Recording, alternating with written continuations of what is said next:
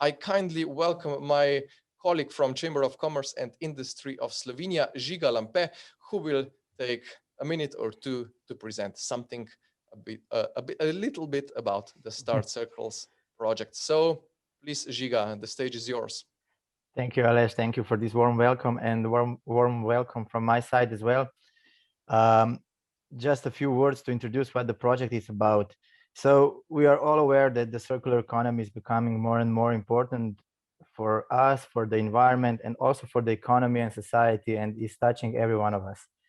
So this brings great challenges, not only in the field of legislation, but also in the field of technologies, materials. And in this way, it is important to establish the entire ecosystem in which all the links of the chain will operate, and of course, that is also economically viable. And therefore, we need innovations and new technologies, as I mentioned. So we need new business models for companies, and this is what Start Circle is about. So through the project, we involved many companies already, and 18 of them were selected in the pilot activities. This means that these companies have shared their challenges and connected with R&D institutions. And as you will later see in the presentations, we have very interesting and concrete examples of collaborations between SMEs and R&D institutions. And we actually expect that more than 10 of these companies will enter the market with new or improved product or service at the end of this project.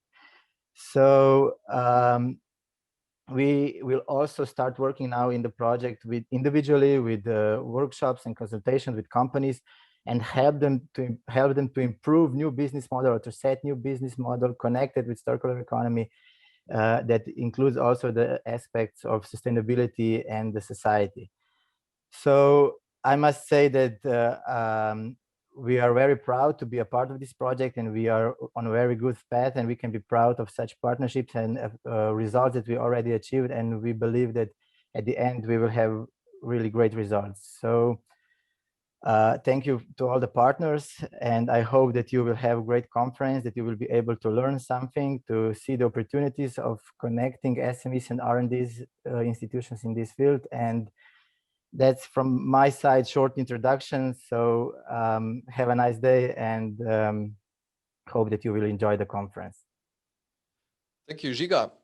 So I think it's time to begin. And we will start with a presentation of results of Start Circles project, which we gained so far. And the results will be presented by Vanja Turičnik from Woodka Plus from Austria, and from colleague Maja Mešl from Faculty of Polymer Technology from Slovenia. And there were some numbers that Žiga already mentioned, and there are many more. So Vanja and Maja, you have your 15 minutes for presentation of results. So the time and the stage is yours. Ja, živijo, Aleš, hvala za te uvodne besede. Tako kot že rečeno, sem Vanja Turičnik in prihajam iz kompetenc Centrum Holc iz podjetja v Avstriji, in bom uvodoma predstavila projekt, rezultate v delovnega paketa 1 v projektu Start Circles. Malo to počasneje. Kot je že bilo uvodoma rečeno, se v bistvu Start Circles projekt je vključen v kontekst krožnega gospodarstva in se osredotoča v bistvu na področje lesarstva in pa polimerne industrije. Zato smo v okviru tega na teh področjih opravili osebne intervjuje s podjetji ter na ta način pridobili v bistvu pomembne informacije, kako se v bistvu podjetja soočajo s tem prehodom iz linearnega gospodarskega modela na krožno delovanje. Pri prehodu v bistvu iz linearnega na krožno delovanje moramo poseben pomen dati zavedanju o uporabi ustreznih materialov, ki nadalje omogočajo, da izdelek po izteku svoje življenjske dobe ne pristane na odlagališču, ampak je bodisi v neki določeni obliki se vključi v nov življenjski krog. To je lahko v obliki ali posameznih elementov ali pa tudi novega materiala. Poleg tega je tukaj pomembno tudi samo zavedanje, da je uporaba ustreznih materialov v bistvu le eden od načinov tega pristopanja, te poti k krožnemu delovanju samega podjetja. Tukaj je potem, tako kot že rečeno, tudi govora o novih poslovnih modelih, ki ne temeljijo tukaj na trženju izdelkov, ampak temeljijo bolj na trženju storitev. Tukaj je govora tudi o vpeljevanju nekih novih naprednih tehnoloških rešitev, ki pa potem posledično zmanjšujejo uporabo materialov. V prvi polovici leta 2020 smo projektni partnerji opravili osebne intervjuje z podjetji na programskem območju Avstrija in Slovenija. Struktura teh intervjujev je bila osnovana na podlagi fundacije Ellen MacArthur Resolve, ki pa temelji na 6 ključnih konceptih krožnega delovanja. Te so regeneracija, souporaba, optimizacija, virtualizacija, kroženje in pa zamenjava. Vsak tak koncept pa se potem nadalje razdeli tudi na več podpodročij, torej skupno jih imamo 16. Za našo analizo smo v bistvu te koncepte nekoliko prilagodili in na ta način smo v bistvu projektni partnerji prišli do podatkov, ki so omogočili to primerjalno analizo med Slovenijo in Avstrijo in tudi med lesarsko in pa polimerno industrijo v obeh državah.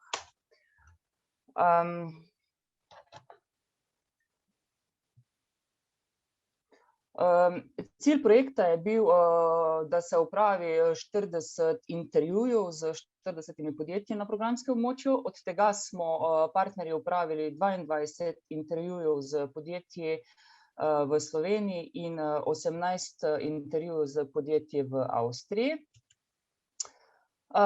In na to opravili to uvodoma rečeno primerjalno analizo. Za lesarsko industrijo se je izkazalo, kar prikazuje tudi diagram od spodaj, da se še vedno v bistvu prevelik del teh odpadkov v lesarstvu sežiga, le majhen del se jih v bistvu nadalje uporabi oziroma se jih shranjuje. Prav tako se je izkazalo, da je v lesarski industriji v Sloveniji od 80 do kar 100% vseh izdelkov zasnovanih in konstruiranih tako, da se jim v bistvu podaljša njihova življenjska doba. Medtem ko je, to je bodisi z obnavljanjem, z rednim servisiranjem, medtem ko je v Avstriji ta delež nekje med 30 in 50%. V polimerni industriji je ta številka nekoliko drugačna. Na avstrijski strani se v bistvu do 80% izdelkov ali njihovih komponent bodisi predela ali pa obnovi. V Sloveniji pa se ti ostanki v polimerni industriji so v bistvu v višjem deležu, prišli smo tudi do številke 100%. Je pa pomembno tukaj predvsem dejstvo, da podjetja na obeh straneh v bistvu dajejo zelo, zelo velik pomen zmanjševanju porabe virov. Če na kratko povzamemo, podjetja na avstrijski strani so na področju krožnega gospodarstva v nekaterih točkah bistveno močnejša kot podjetja v Sloveniji.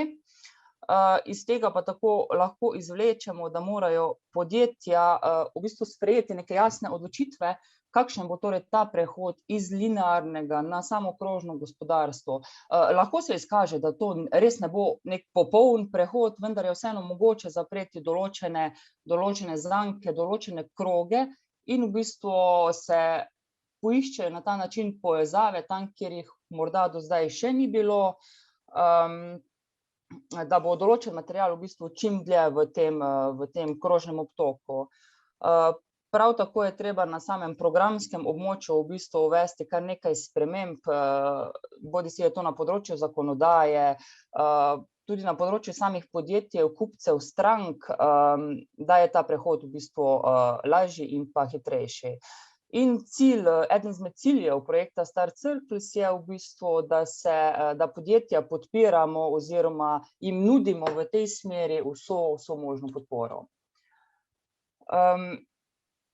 Krožno gospodarstvo torej z vsemi svojimi direktivami v bistvu pred podjetja predstavlja neke nove izzive, kjer je potrebno posvetiti več pozornosti uporabi recikliranih oziroma predelanih materialov.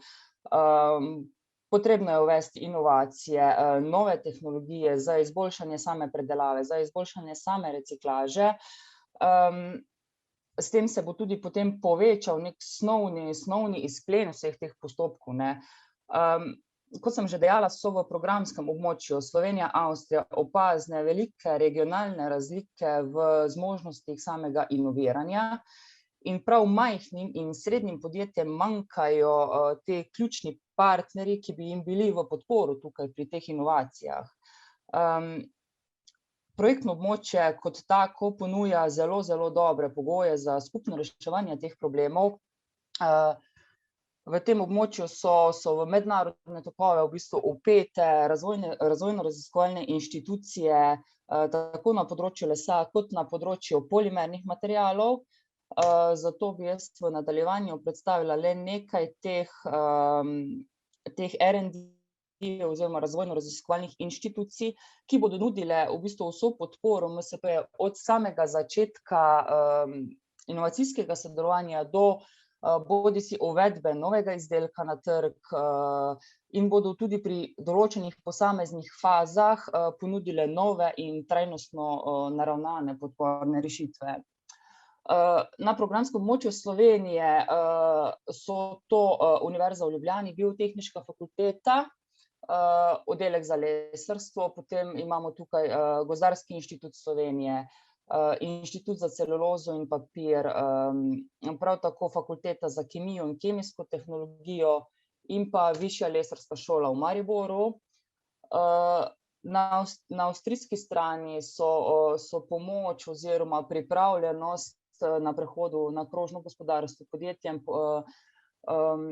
pripravljena pomagati tudi Fachhochschule Kärnten, potem Univerza v Leobnu, Life inštitut, Tehnična univerza v Gradcu z dvema različnima inštitutoma, Inštitutu za gospodarstvo in organizacijo in pa Inštitutu za bioprodukte in papirno tehnologijo.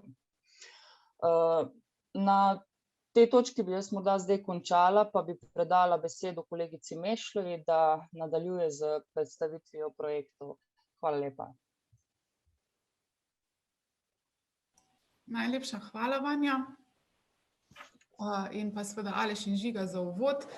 Lep pozdrav tudi iz moje strani. Moje ime je Maja Mešl in sem vodja projekta Start Circles na Fakulteti za tehnologijo polimerov. Kot ste slišali, je eden od ključnih ciljev projekta spodbujanje inovativnosti malih in srednjih podjetij na področju trajnostnega razvoja in učinkovite rabe virov na programskem območju Slovenija, Avstrija ter izboljšanje sodelovanja med podjetji in razvojno-raziskovalnimi institucijami. Skladno s tem ciljem je ena od aktivnosti projekta tudi izvedba pilotnih projektov med podjetji in raziskovalno-razvojnimi institucijami. Jeseni 2020 smo uspešno zaključili razpis za vključitev v razvojno-raziskovalne projekte, na katerega se je prijavilo 21 podjetij iz Slovenije in Avstrije. Izvedli smo intervjuje s vsemi temi podjetji in poiskali raziskovalno-razvojne organizacije, ki bodo s svojimi kompetencami lahko pomagale tem podjetjem rešiti izzive, ki so si jih zadale in izvesti projekte, ki so jih prijavili na razpis. Predvideni rezultati projektnih aktivnosti so prikazani tule na slajdu, in sicer 10 takšnih projektov in podroben opis sodelovanja, izzivov, rezultatov in izkušenj vseh udeleženih. Ti projekti naj bi služili kot primer dobre prakse sodelovanja na področju trajnostnega razvoja in učinkovite rabe virov, in sicer, kot smo že slišali zdaj večkrat, predvsem na področju polimernih materialov in lesa, in bodo tudi podrobno opisani v brošuri, ki bo na voljo v obeh jezikih programskega območja v zaključku projekta. Poleg tega smo si zadali tudi cilj, da bomo v okviru teh projektov razvili vsaj 6 novih produktov oziroma izboljšanih procesov. Kot je pa povedal že Žiga, predvidevamo, da bo teh sodelovanj več, kot smo predvideli, se pravi 18, in da bo tudi novih produktov in procesov, vse upamo 14.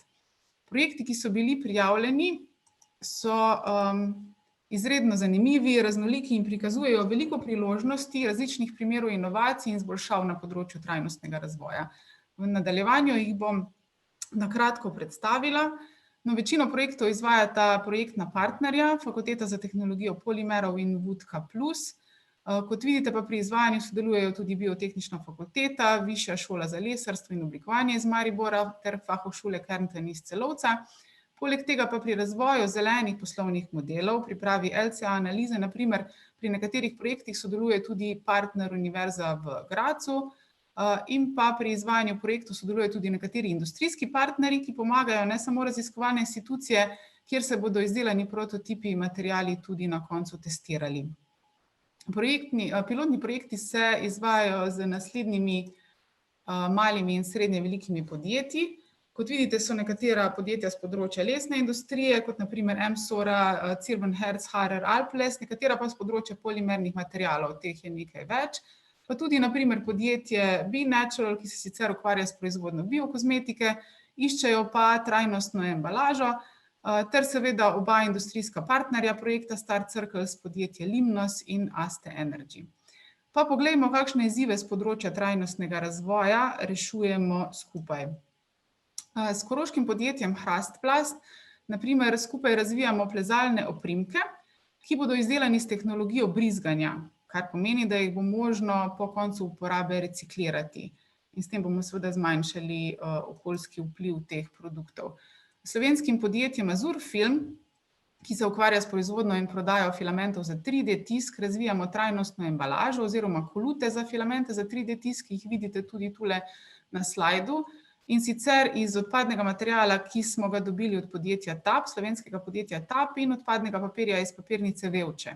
Gre torej za razvoj materiala in pa seveda optimizacijo same tehnologije brizganja in ta projekt, na primer, je že v zaključni fazi.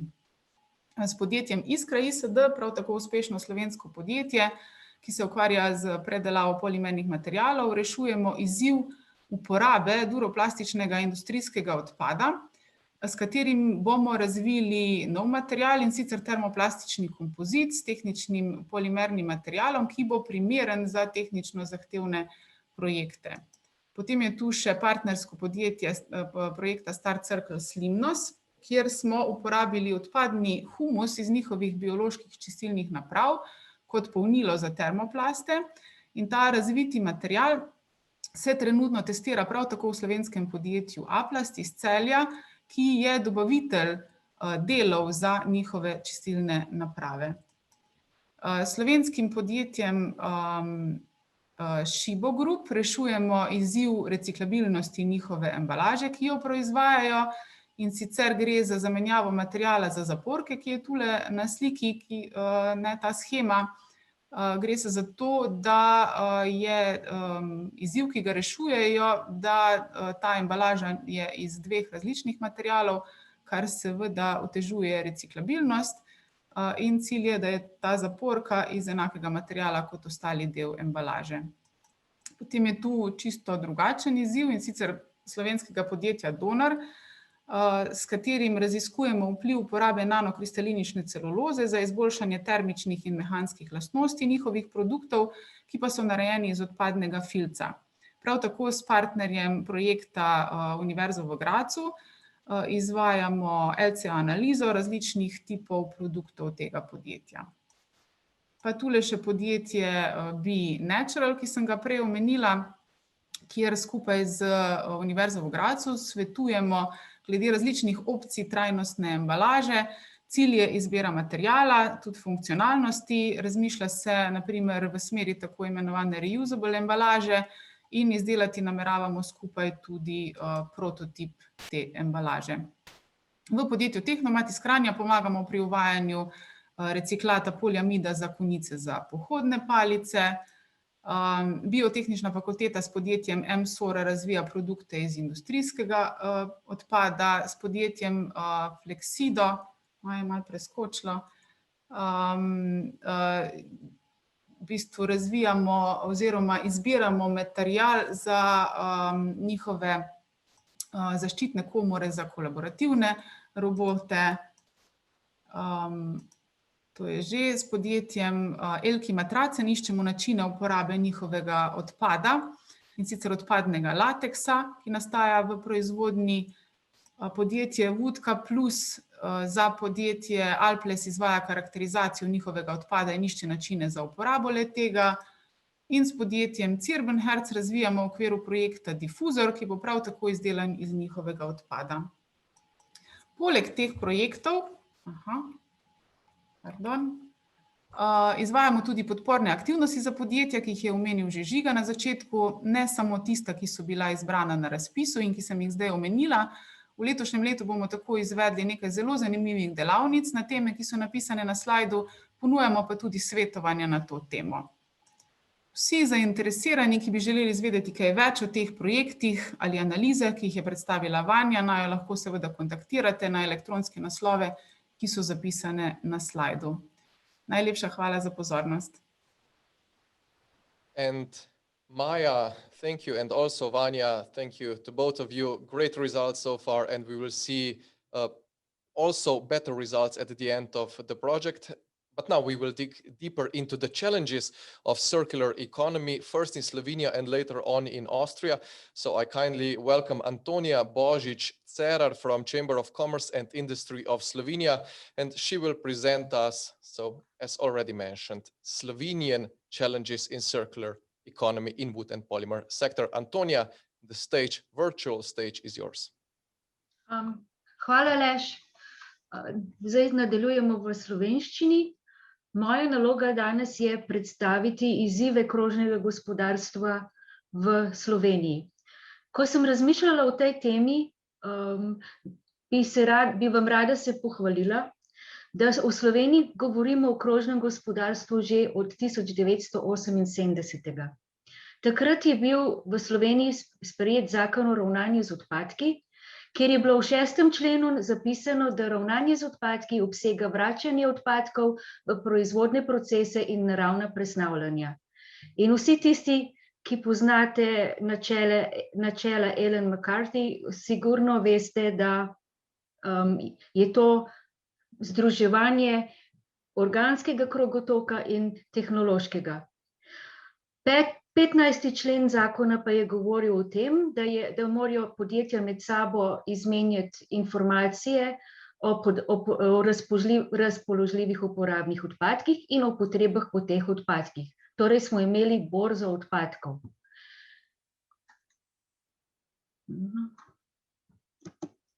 Tako.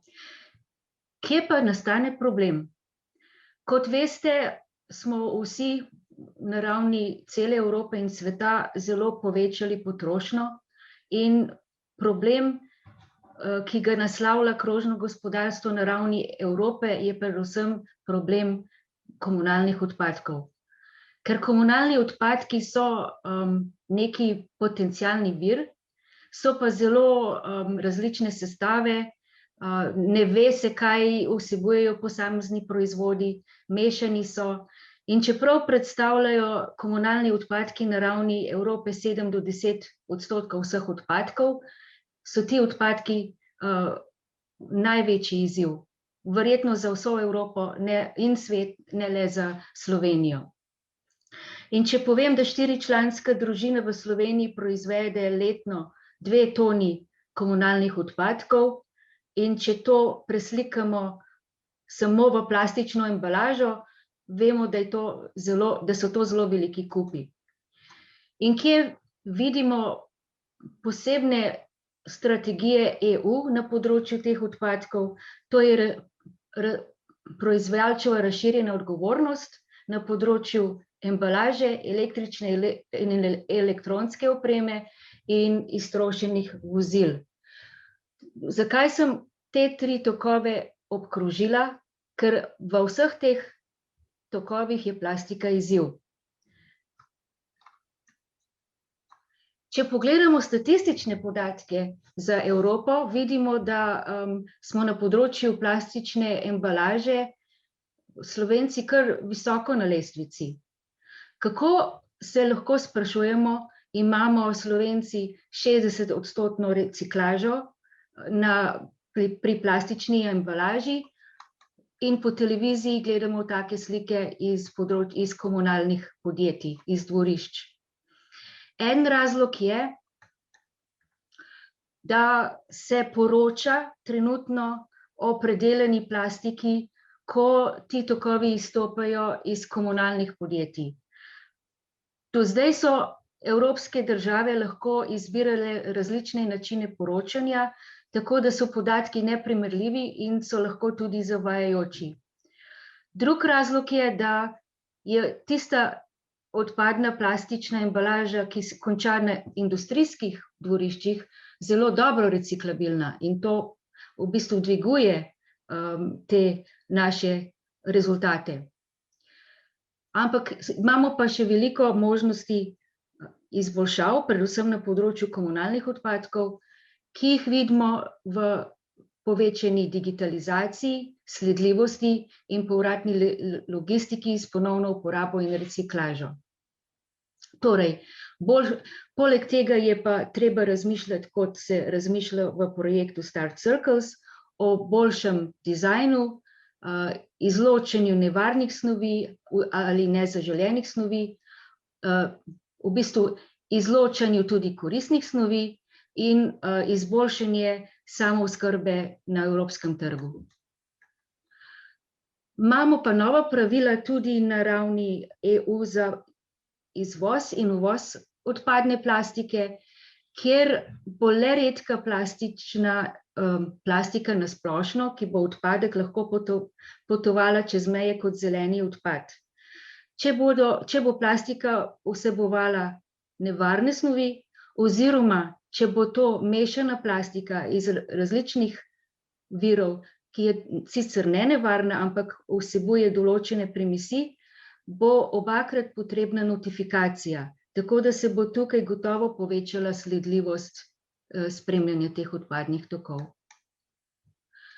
In če zaključim, čakajo nas nove inovacije, boljšo sledljivost, to lahko gotovo pričakujemo z digitalizacijo, nova pravila za preračunavanje, kolikšen delež odpadkov se je dejansko recikliralo, ker se bo v bistvu to štelo od dvorišča za vstop v reciklažni center, ne več iz komunalnih naprav, bo gotovo v prvi fazi nam dalo vtis, da se je stopnja reciklaže zmanjšala, ampak izboljšalo se, pridobili bomo znanje o tem, kje ta plastika konča, kakšne lastnosti ima, in je to naslednji preskok in izziv krožnega gospodarstva. Hvala lepa. Antonia, thank you very much. You gave a really good glance at the challenges of circular economy in Slovenia. And now we will go across the border. I warmly welcome Herfried Lama from Wodka Plus from Austria, and he will present what are the challenges at our neighbor country, Austria, in the field of circular economy. Herfried, the stage is also now yours. Ja, Maja und Vanja haben ausgeführt, was wir in dem Projekt von Seiten der Industrie und der Unternehmen auch erfahren haben. Und das deckt sich natürlich auch ein bisschen mit dem, was allgemein der Zustand ist. Gell? Antoni hat die Situation in Zahlen für Plastikrecycling aufgeführt. Hier gibt es ähnliche, ich würde sagen, weltmeisterliche Zahlen in Österreich. Ja? Wenn wir uns anschauen, was Österreich oder wie Österreich zumindest sagt, dass wir Ziele übererfüllen gegenüber der EU im Bereich End-of-Life-Vehicle, im Bereich Verpackung an sich, dann wären wir doch eigentlich schon längst dort, wo wir sein sollten. Ja, die EU erhöht natürlich die Ziele und entsprechend gilt es trotzdem auch natürlich Maßnahmen zu setzen, um hier weitere Schritte der Verbesserung zu erzielen. Wenn wir nun aber zur nächsten Folie klicken, bitte, dann sehen wir dort einen Kabarettisten in Österreich, der spielt die Rolle eines Kaisers normalerweise, der österreichische Kaiser, und alle er hält Hof und man muss bei ihm eine Audienz ansuchen. Nicht? Und er erklärt hier, wie man eigentlich Plastikflaschen recycelt, wo man sie hingibt. Wenn man das mit den Zahlen des Weltmeisters vergleicht, dann muss man sich fragen, sind wir wirklich so weltmeisterlich, wie wir uns vorgeben? Die Wahrheit ist eigentlich, dass die meisten Autos hier außerhalb unseres Systems verschwinden. Die lösen sich einfach auf, sie gehen weiter in den Osten, zuerst nach Rumänien und dann in die Ukraine und noch weiter, und dort verschwinden sie. diese Recyclingquoten sind nicht das, wo wir eigentlich hinwollen, dass dieses Material, das ja auch ein Wertstoff ist, in dem Land oder zumindest in Europa bleibt und dort auch weiter genutzt werden will. Ich würde gerne diese Plastikfolie sehen noch einmal da hier, über die spreche ich da hier. Ja, genau, diese Folie hier. Das ist mein Beispiel für wie es in Plastik, wie die Situation in Österreich zum Thema Plastikindustrie ausschaut. Ja. Weil das Beispiel habe ich deswegen gewählt, weil ich dort ein bisschen dabei bin. Es ist nicht aus Kärnten, aber eine österreichische Firma. Diese Dosen für Tennisbälle werden in China produziert. Das Material, aus dem sie sind, ist ein klassisches PET-Plastik, hochwertiges Flaschenmaterial, so wie wir sonst von einer Flasche für Lebensmittel gut kennen. Aber natürlich sind die Bälle ein Nicht-Lebensmittel und damit ist es auch ein Non-Food-Use, was das Recycling dieser Dose schwierig macht. Ja, man könnte diese Dose in diese gelbe Tonne hineinwerfen, wo wir Plastikflaschen sammeln. Aber da es nicht Food ist, kann man das nicht eben direkt recyceln und daraus wieder Flaschen machen. Wir würden gerne, oder die Firma würde gerne, diese Balldosen auch wieder selber rezyklieren und zu neuen Balldosen machen. Das funktioniert auch. Nur, man bekommt ja heute keinen Plastikmüll mehr, wie auch Andrea ausgeführt hat, außerhalb der EU und schon gar nicht nach China hinein.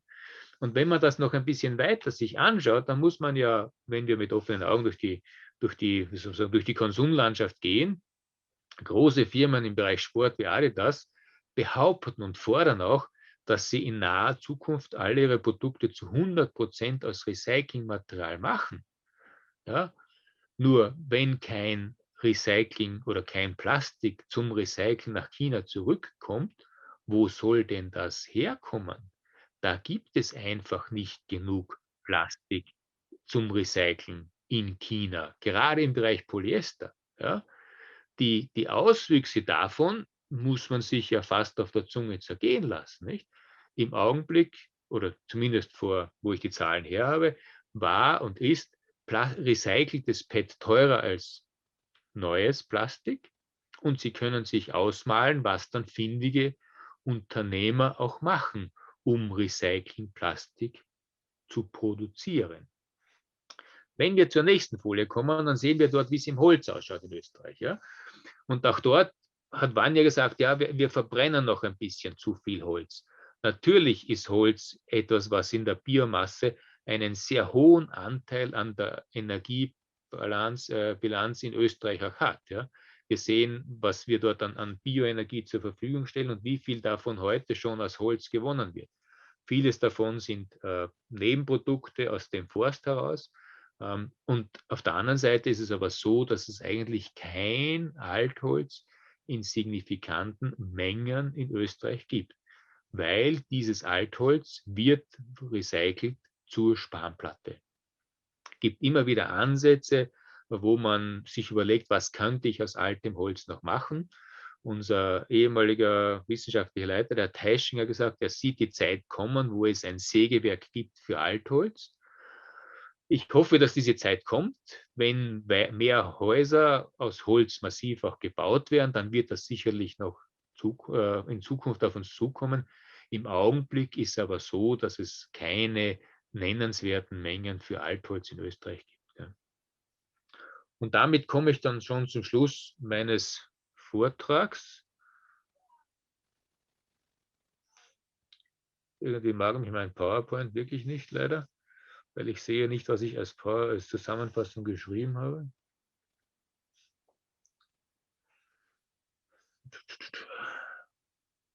Daher.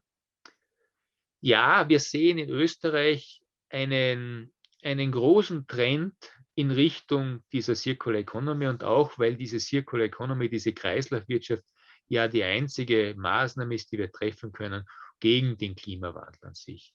In Österreich ist jetzt die Grüne Partei mit in der Regierung und die unterstützt das sehr, sehr stark. Und es werden auch Unterstützungsmechanismen für Forschung und für die Entwicklung gemeinsam mit Unternehmen sehr stark initiiert. Wenn man das aber runterbricht auf die einzelnen Unternehmen, dann muss man schon dazu sagen, der Teufel ist immer im Detail. Die Lösungen gilt es einzeln zu erarbeiten und die Lösungen können auch nur dann wirklich Lösungen sein, wenn es uns gelingt, wirtschaftlich profitable Business Cases zu entwickeln und diese auch umzusetzen.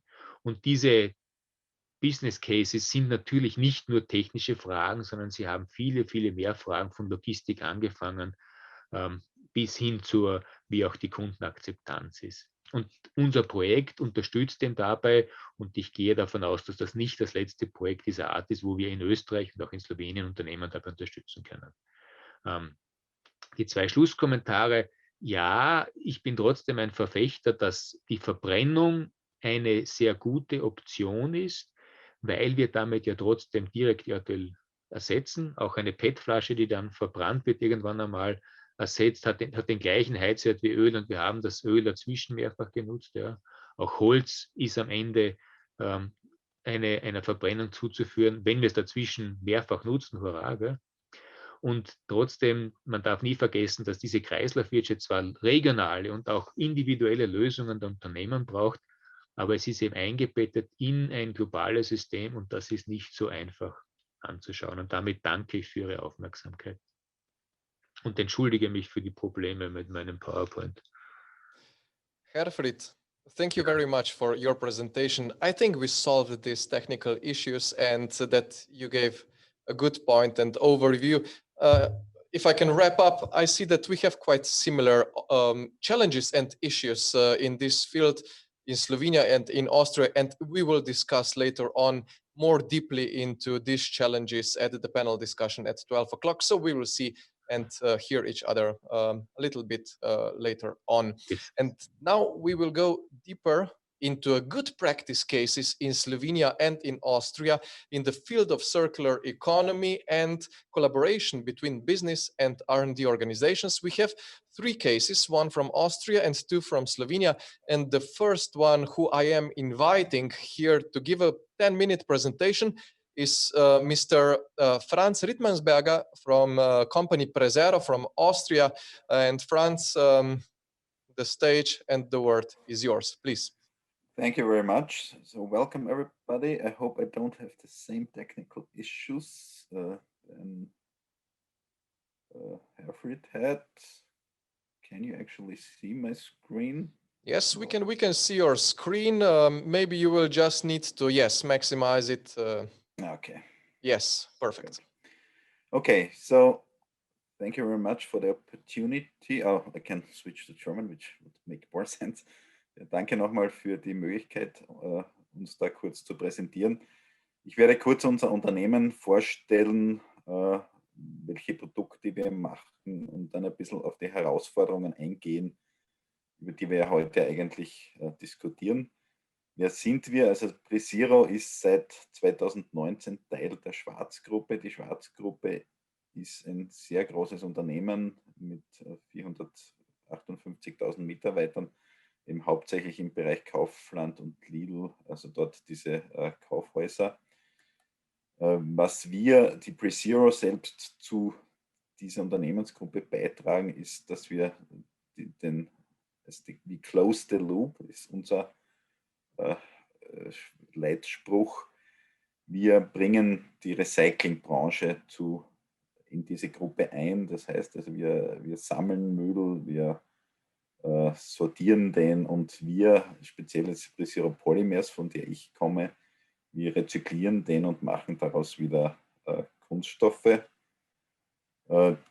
Eben wie gesagt, seit 2019 sind wir Teil dieser Gruppe und versuchen eben da sozusagen von der Pike auf das Recycling in den ganzen Prozess zu implementieren. Die Prezero selbst hat derzeit Standorte in 6 europäischen Ländern, also Österreich, Italien, Deutschland, Polen und in den Benelux-Staaten.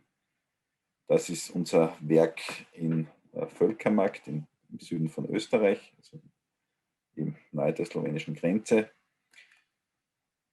Ja, wir Sie nennen uns, dass wir im Herzen von Europa sitzen. Wir haben hier eine Fabrik mit 75.000 Quadratmeter, haben dort 5 Waschlinien und 6 Extruders.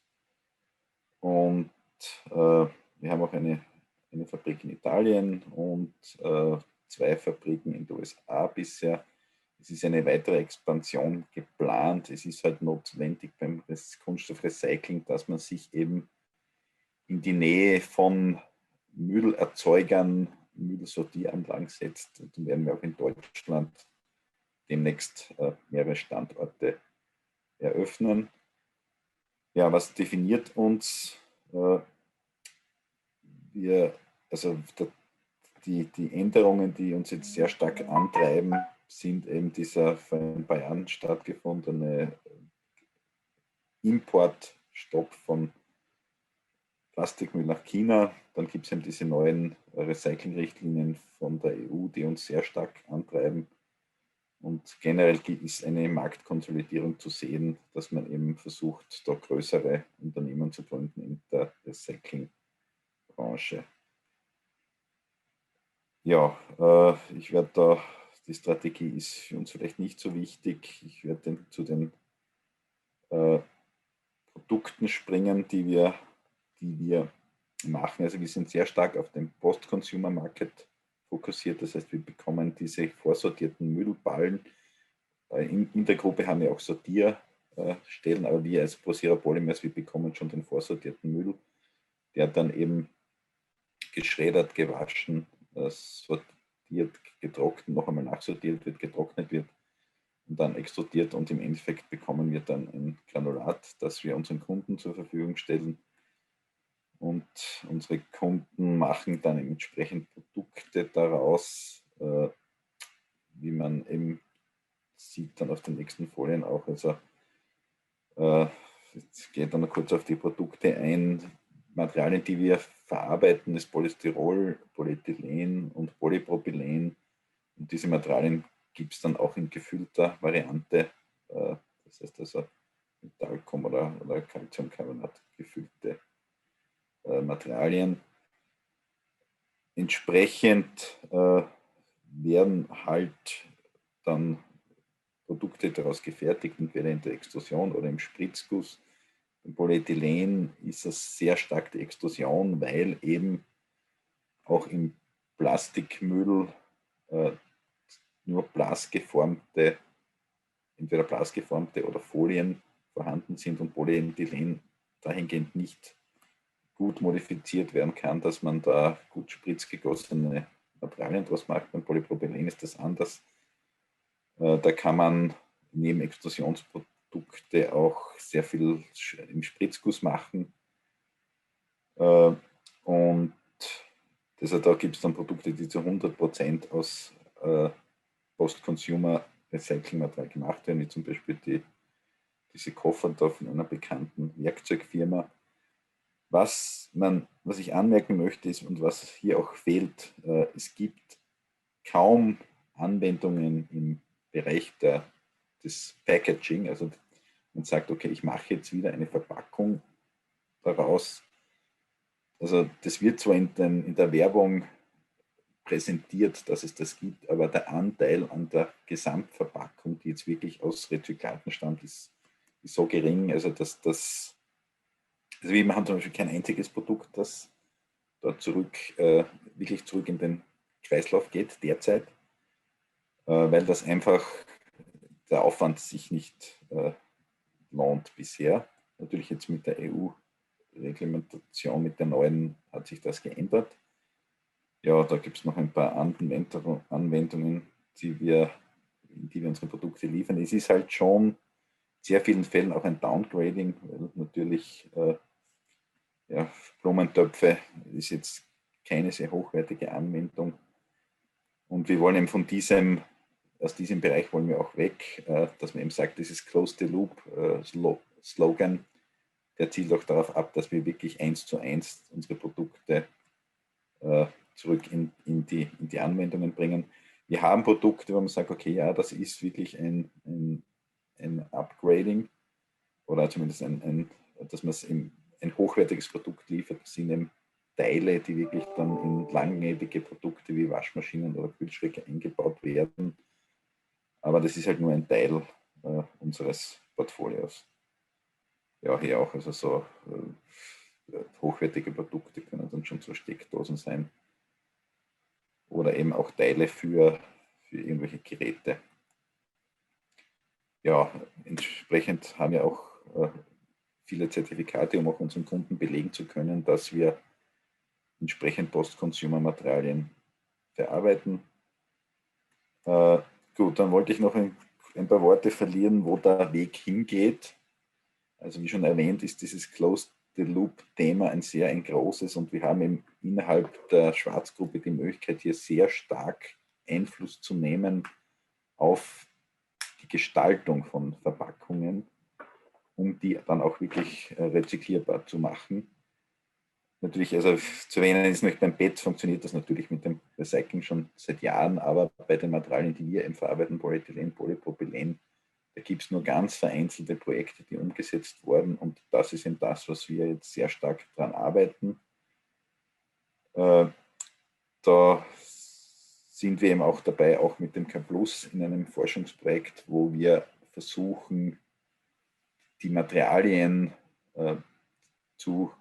die Materialqualität zu erhalten, weil vor allem beim Polypropylen hat man das Problem, dass über mehrfache Produktionszyklen die Materialqualität abnimmt und das muss man dann wieder reparieren und da sind wir in einem Forschungsprojekt daran, das zu ermöglichen.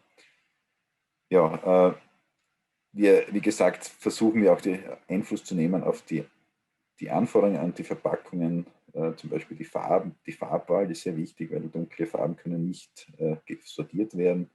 Multilayer ist halt eine Katastrophe für uns, weil das dann im schlimmsten Fall als falsches Material detektiert wird und dann bei uns die Materialien verschmutzt.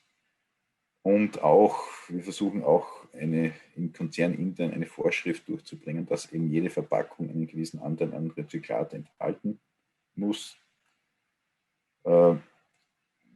Generell in der Industrie Dinge, die jetzt umgesetzt werden, also mittel- bis langfristig sind eben Marker, also man kann in den Kunststoff Marker reingeben, um sie zum Beispiel als Food-Contact-Material zu markieren und das dann später in einer Sortieranlage zu sortieren. Allerdings ist eine Umsetzung von so einem Projekt sicher im Zeitraum von 5 bis 10 Jahren zu sehen. Es wäre halt sehr wichtig, weil ja noch Vorgaben von der EU Food-Contact-Produkte nur aus Food-Contact-Materialien hergestellt werden können. Und entsprechend müsste man bei Polypropylen oder Polyethylen, wo eben sehr viele andere Verpackungen auch daraus hergestellt werden, diesen Zyklus garantieren. Ja, dann, wo wir jetzt auch damit beschäftigen, ist einfach diese Near-Infrarot-Spektroskopie, mit der derzeit die Sortierung der Materialien erfolgt, dass man da tiefer in die Auswertung reingeht. Also wird ein Spektrum aufgenommen und derzeit wird halt nur entschieden, ist das ein Polypropylen, ist das ein Polyethylen. Ich kann da auch stärkere Unterscheidungskriterien setzen und dann weiß ich, okay, das ist ein Homopolymer, ein Copolymer oder andere Kriterien, um dann mir später leichter zu tun bei der Verarbeitung der Materialien. Was ein weiteres großes Thema ist, also wir haben jetzt vom Hausmüll gesprochen, es gibt auch das Bestreben, dass man einfach stärker auch andere neue Sammelrouten aufbaut, um dann sich leichter zu tun, zu rezyklieren. Also ein gutes Beispiel sind die Eimer, die aus einem sehr hochwertigen Material bestehen. Und wenn man da einen eigenen Zyklus macht für das Recycling, dann hat man den Vorteil, dass man da ein hochwertiges Material wieder in ein hochwertiges Produkt zurückbringen kann. Ja, das Thema eben EU-Direktive und eben das Verpackungsthema, das hat ja auch das Problem, dass es keine regulatorischen Vorgaben gibt, was ein Kosmetikprodukt erfüllen muss, weil die haben sich bisher einfach an das Food-Contact-Material gehalten. Das heißt, jede Shampooflasche hat ein Food-Contact-Material als Material. Und hier gibt es jetzt Bestrebungen, spezielle andere Anforderungen für kosmetische Produkte, eben seien es jetzt Duschgelflaschen oder Hautcremen, zu machen. Also wird es unterschiedliche Anforderungen geben, aber dass man eben das Recycling für diese Materialien erleichtert. Und ja, die EU-Direktive wird auch dafür sorgen, dass einige derzeit sehr fragwürdige Verpackungen vom Markt verschwinden. Sehr populär, zumindest in Österreich und in Deutschland, sind diese Joghurtbecher aus Polystyrol, wo ein Papier drauf laminiert ist. Das ist halt nicht rezyklierbar, weil die Scanner ja nicht als Polystyrol erkennen und es kann auch nicht in den Papierzyklus gehen, weil das nicht trennbar ist voneinander. Gut, das wäre es von meiner Seite. Recht herzlichen Dank für die Aufmerksamkeit. Franz, and thank you for this presentation. You will also be our guest in further panel discussions. So we will dig deeper into business model, circular business model, and we will see how effective this is. But now we proceed further on with two another good cases from Slovenia. And the first one I invite here on this virtual stage in virtual room is Franz Stolar from company Alples. They're from wood industry sector and they're coming from Slovenia. And Franz, please take the word and the next 10 minutes.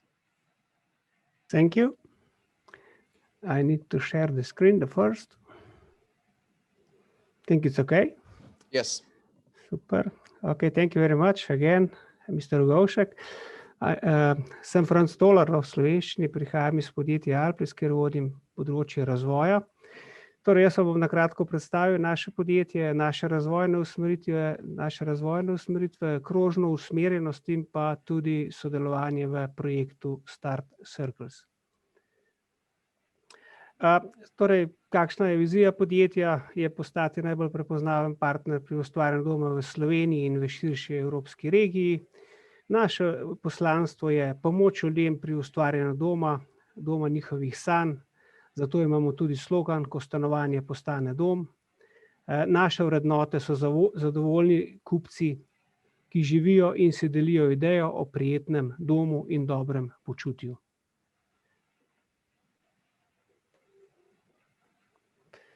Torej, podjetje je bilo ustanovljeno leta 1955. Smo uveljavljena blagovna znamka, predvsem v slovenskem in bližnjih tržiščih. Smo v prihodnost usmerjeno podjetje, 150 zaposlenih nas je. Povezujemo pa tako razvoj, torej oblikovanje, načrtovanje, proizvodno in pa trženje pohištva za ves dom, kot tudi poslovne in turistične objekte.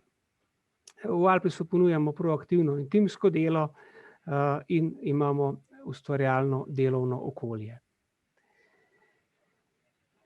Katere so naši atributi? Torej, gradimo na naših izkušnjah, znanju, poznavanju strank, poznavanju trgov, poznavanju tehnologije. Sledimo trendom v oblikovanju, trendom v potrošniških navadah, imamo strast do oblikovanja. Osredotočeni smo na ponudbo funkcionalnega in cenovno ugodnega pohištva. Zelo pazimo tudi na krožno gospodarstvo, ki v bistvu imamo razdeljenega na oblikovanje, se pravi krožno oblikovanje, krožni dizajn, trajnostni dizajn, krožno usmerjeno proizvodnjo in pa krožno usmerjeno trženje.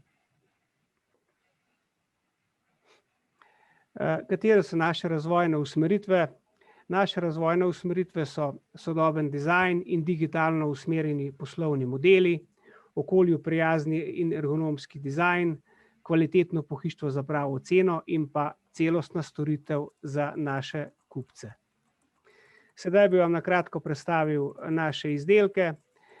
Najprej bi predstavil kuhinjski program. Podjetje Alples izhaja iz še tistih tradicionalnih velikih slovenskih podjetij, vendar se nam je z novimi razvojnimi pristopi in novimi poslovnimi modeli uspelo prestrukturirati v vitalno podjetje In eno od programov je tudi kuhinje, katerega sedaj proizvajamo že 10. leto in v bistvu predstavlja sedaj praktično več kot polovico Alplisove proizvodnje.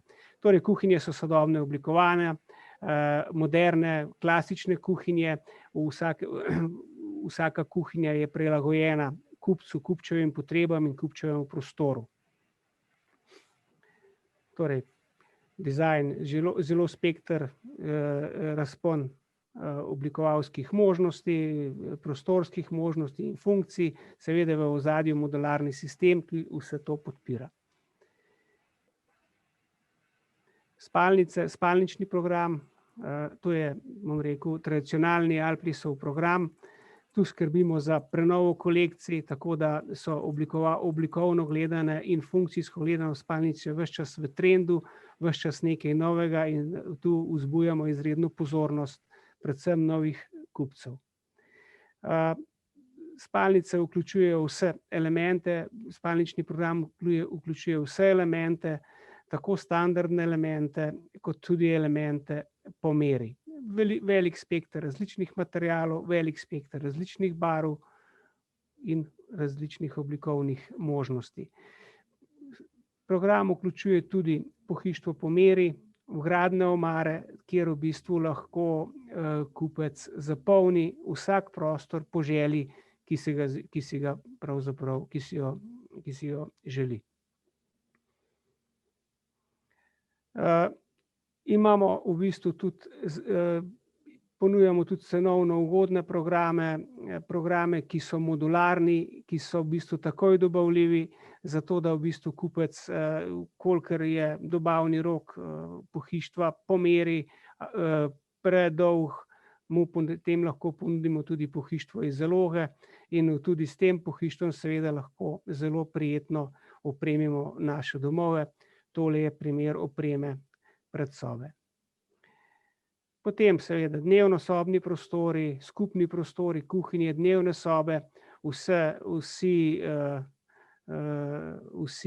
pohištveni elementi vključujejo tudi seveda ustrezne priklope za sodobno tehnologijo, za prijetno razsvetljavo. Otroške in mladinske sobe, vemo, da otroška soba mora rasti za otrokom, se pravi, lahko opremiti svojo otroško sobo že od malčka pa tja do najstnika. Potem je posebnost, ki se pojavlja predvsem pri turističnih objektih ali manjših stanovanjih, ko kupci želijo imeti opremljeno celotno stanovanje, celoten apartma v enem oblikovnem stilu in to v bistvu potem imamo posebne možnosti, velik nabor funkcij, kjer kupec dejansko potem lahko od spalnice, kuhinje do predsobe in ostalih prostorov opremi v enotnem oblikovnem stilu. Podjetje se je v zadnjih letih izredno usmerilo v inženiring. To moram reči, je spet nek nov poslovni model, velik organizacijski zalogaj, ki brez, bi rekel, digitalizacije tako načrtovanja kot proizvodnje ni izvedljiv in tukaj le vidimo en primer hotelske sobe, ki je za novo nastajajoči hotel v Ljubljani, hotel A-Tower, ki stoji nasproti hotela Continental. Tega bomo opremljali prav v mesecu aprilu. Kateri so naši novi izzivi razvojni? Mi se zavedamo well-beinga, dobrega počutja. Ukvarjamo se z restorativnim dizajnom, se pravi, poskušamo vpeljati v ambient, v pohištvene elemente, naravne atribute, čutne zaznave. In to v bistvu zopet razvijamo skupaj s partnerji, poskušamo preko krmilnikov, preko aplikativnih rešitev vse te naravne, svetlobne, zvočne in tudi vonjave pravzaprav preko posebnih elementov, kot je v bistvu ta tukaj v neki taki manjši enoti, ki je seveda tudi nastavljiva v ozadju z posebnimi protokoli, ali za uspavanje, ali za prijetno prebujanje v svetlobi, v vonju, v ustreznih zvokih, in to ponujamo kupcem kot nek, bi rekel, tak dodatni element za res dobro in želeno počutje. Ukvarjamo se tudi z inteligentnim pohištvom, torej predvsem na razvojnem področju. Želimo, da vaša omara, ki jo kupite v Alplesu, postane vaš modni kreator. Torej, tu v ozadju so aplikativne rešitve, ki vam omogočajo, glede na vsebino, ki jo imate, dejansko skreirati vaš želeni stil oblačenja. Poleg tega inteligentno pohištvo vključuje tudi RFID tehnologijo, ki omogoča, da vi pravzaprav z klikom na aplikaciji poiščete vašo oblačilo v garderobi.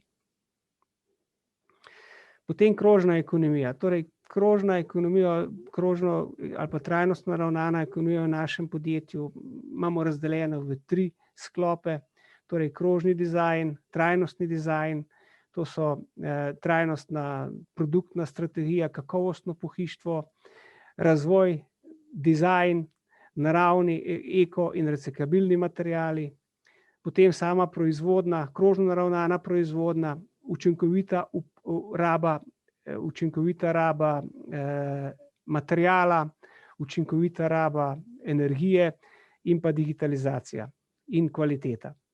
Potem krožno naravnan marketing, trženje, prodaja, direktna komunikacija, povratna komunikacija s kupci, takojšnje odpravljanje težav, upoštevanje kupčevih zahtev, enostavna pravila komuniciranja, obdržati produkt čim dlje v uporabi, možnost večkratne uporabe in pa ustrezno ravnanje z odsluženim pohištvom.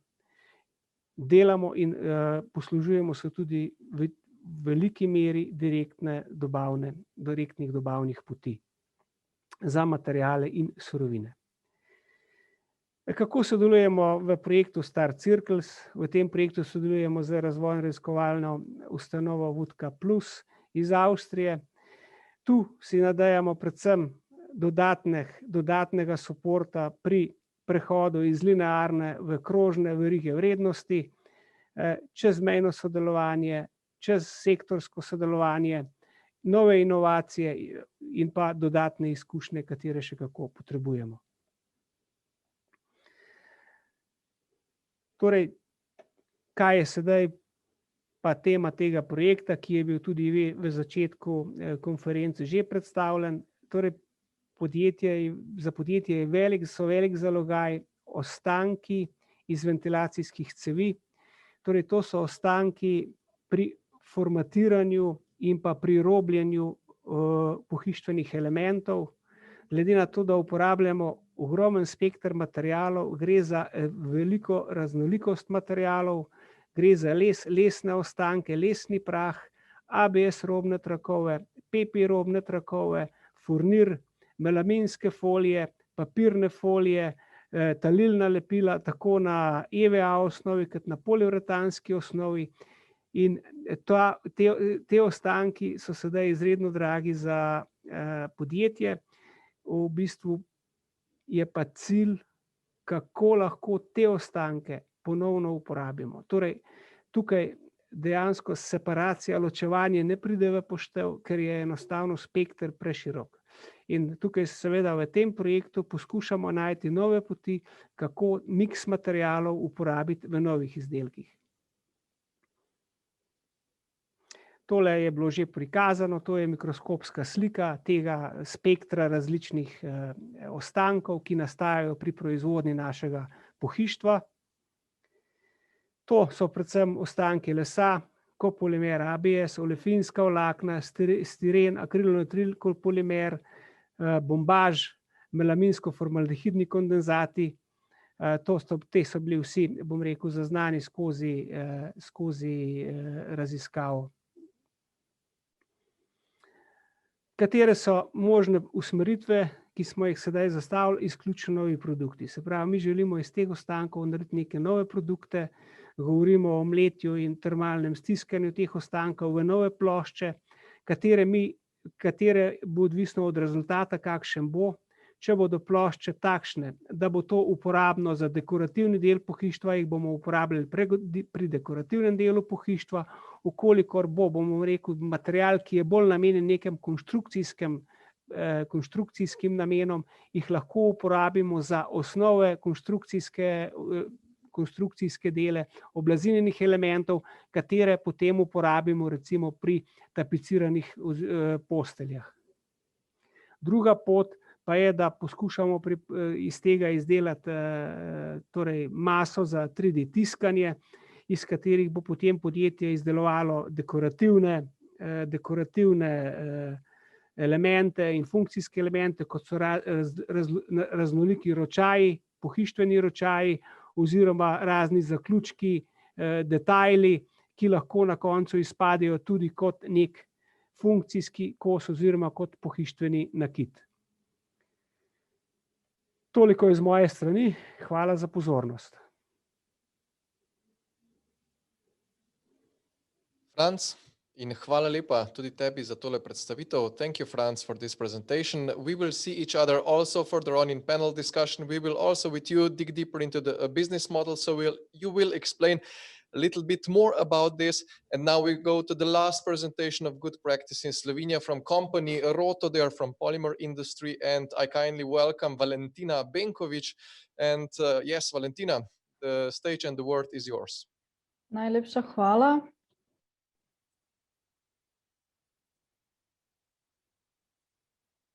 Upam, da vidite predstavitev. Vidimo. Zdaj, lep pozdrav tudi z moje strani. Sem Valentina in prihajam iz podjetja Roto. V začetku bi vam na kratko predstavila naše podjetje, in sicer naše podjetje se ukvarja s trženjem in pa predelavo. Ponujamo več kot 4000 različnih izdelkov. Samo proizvodnjo imamo organizirano v 4 državah in obsega 6 tovarn, od tega sta 2 locirani v Sloveniji, ena v Črnelavcih, druga pa v neposredni bližini v Puconcih. Pohvalimo se lahko z več kot 45 leti izkušenj na področju proizvodnje plastičnih izdelkov. Člana naše skupine sta prav tako Ecolink in pa Pensito, ki se pa predvsem ukvarjata s ponujanjem rešitev za ekološke probleme. Te rešitve pa predvsem prispevajo k čistosti našega planeta in pa izboljšanju same kakovosti življenja. Pohvalimo pa se lahko tudi z lastno restavracijo in pa hotelom, ki se imenuje Lovenjak. Zdaj v nadaljevanju bi vam, da si boste lahko lažje predstavljali, s čim smo se intenzivno ukvarjali v zadnjem obdobju, pokazala en video.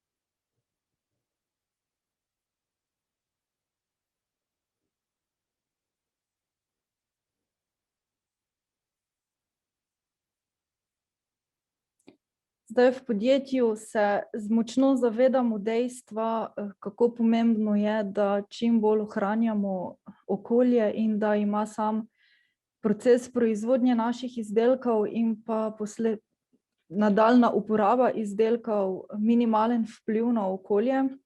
Zato smo se odločili, da bomo začeli vlagati v razvoj materialov, ki so predvsem okolju prijaznih. V okviru partnerstva s Fakulteto za tehnologijo polimerov smo se lotili tega projekta, in sicer najprej smo si izbrali materiale. Kot vsi vemo, je najbolj pogost material, ki se uporablja v tehnologiji rotomoldinga, polietilen. Zato smo se odločili, da bomo kot alternativo izbrali biopolietilen. Nato smo temu biopolietilenu dodali še nekaj lesa. Za primerjavo smo vzorce naredili prav tako z navadnim polietilenom. V naslednji fazi pa smo se odločili, da bomo prav tako uporabili izmet iz proizvodnje, ki se pri nas pojavlja tudi na dnevni ravni, in sicer izmet zmeljamo v lastni mlinarni in ga nato pripravimo za ponovno uporabo. S tem predvsem spodbujamo trg za sekundarno plastiko. Odločitev pa je še bila, da bomo uporabili prav tako PLA. PLA je polimer, ki je biorazgradljiv in bioosnovan. Seveda pa pri samem procesu ne gre brez določenih dodatkov in pa seveda optimizacije.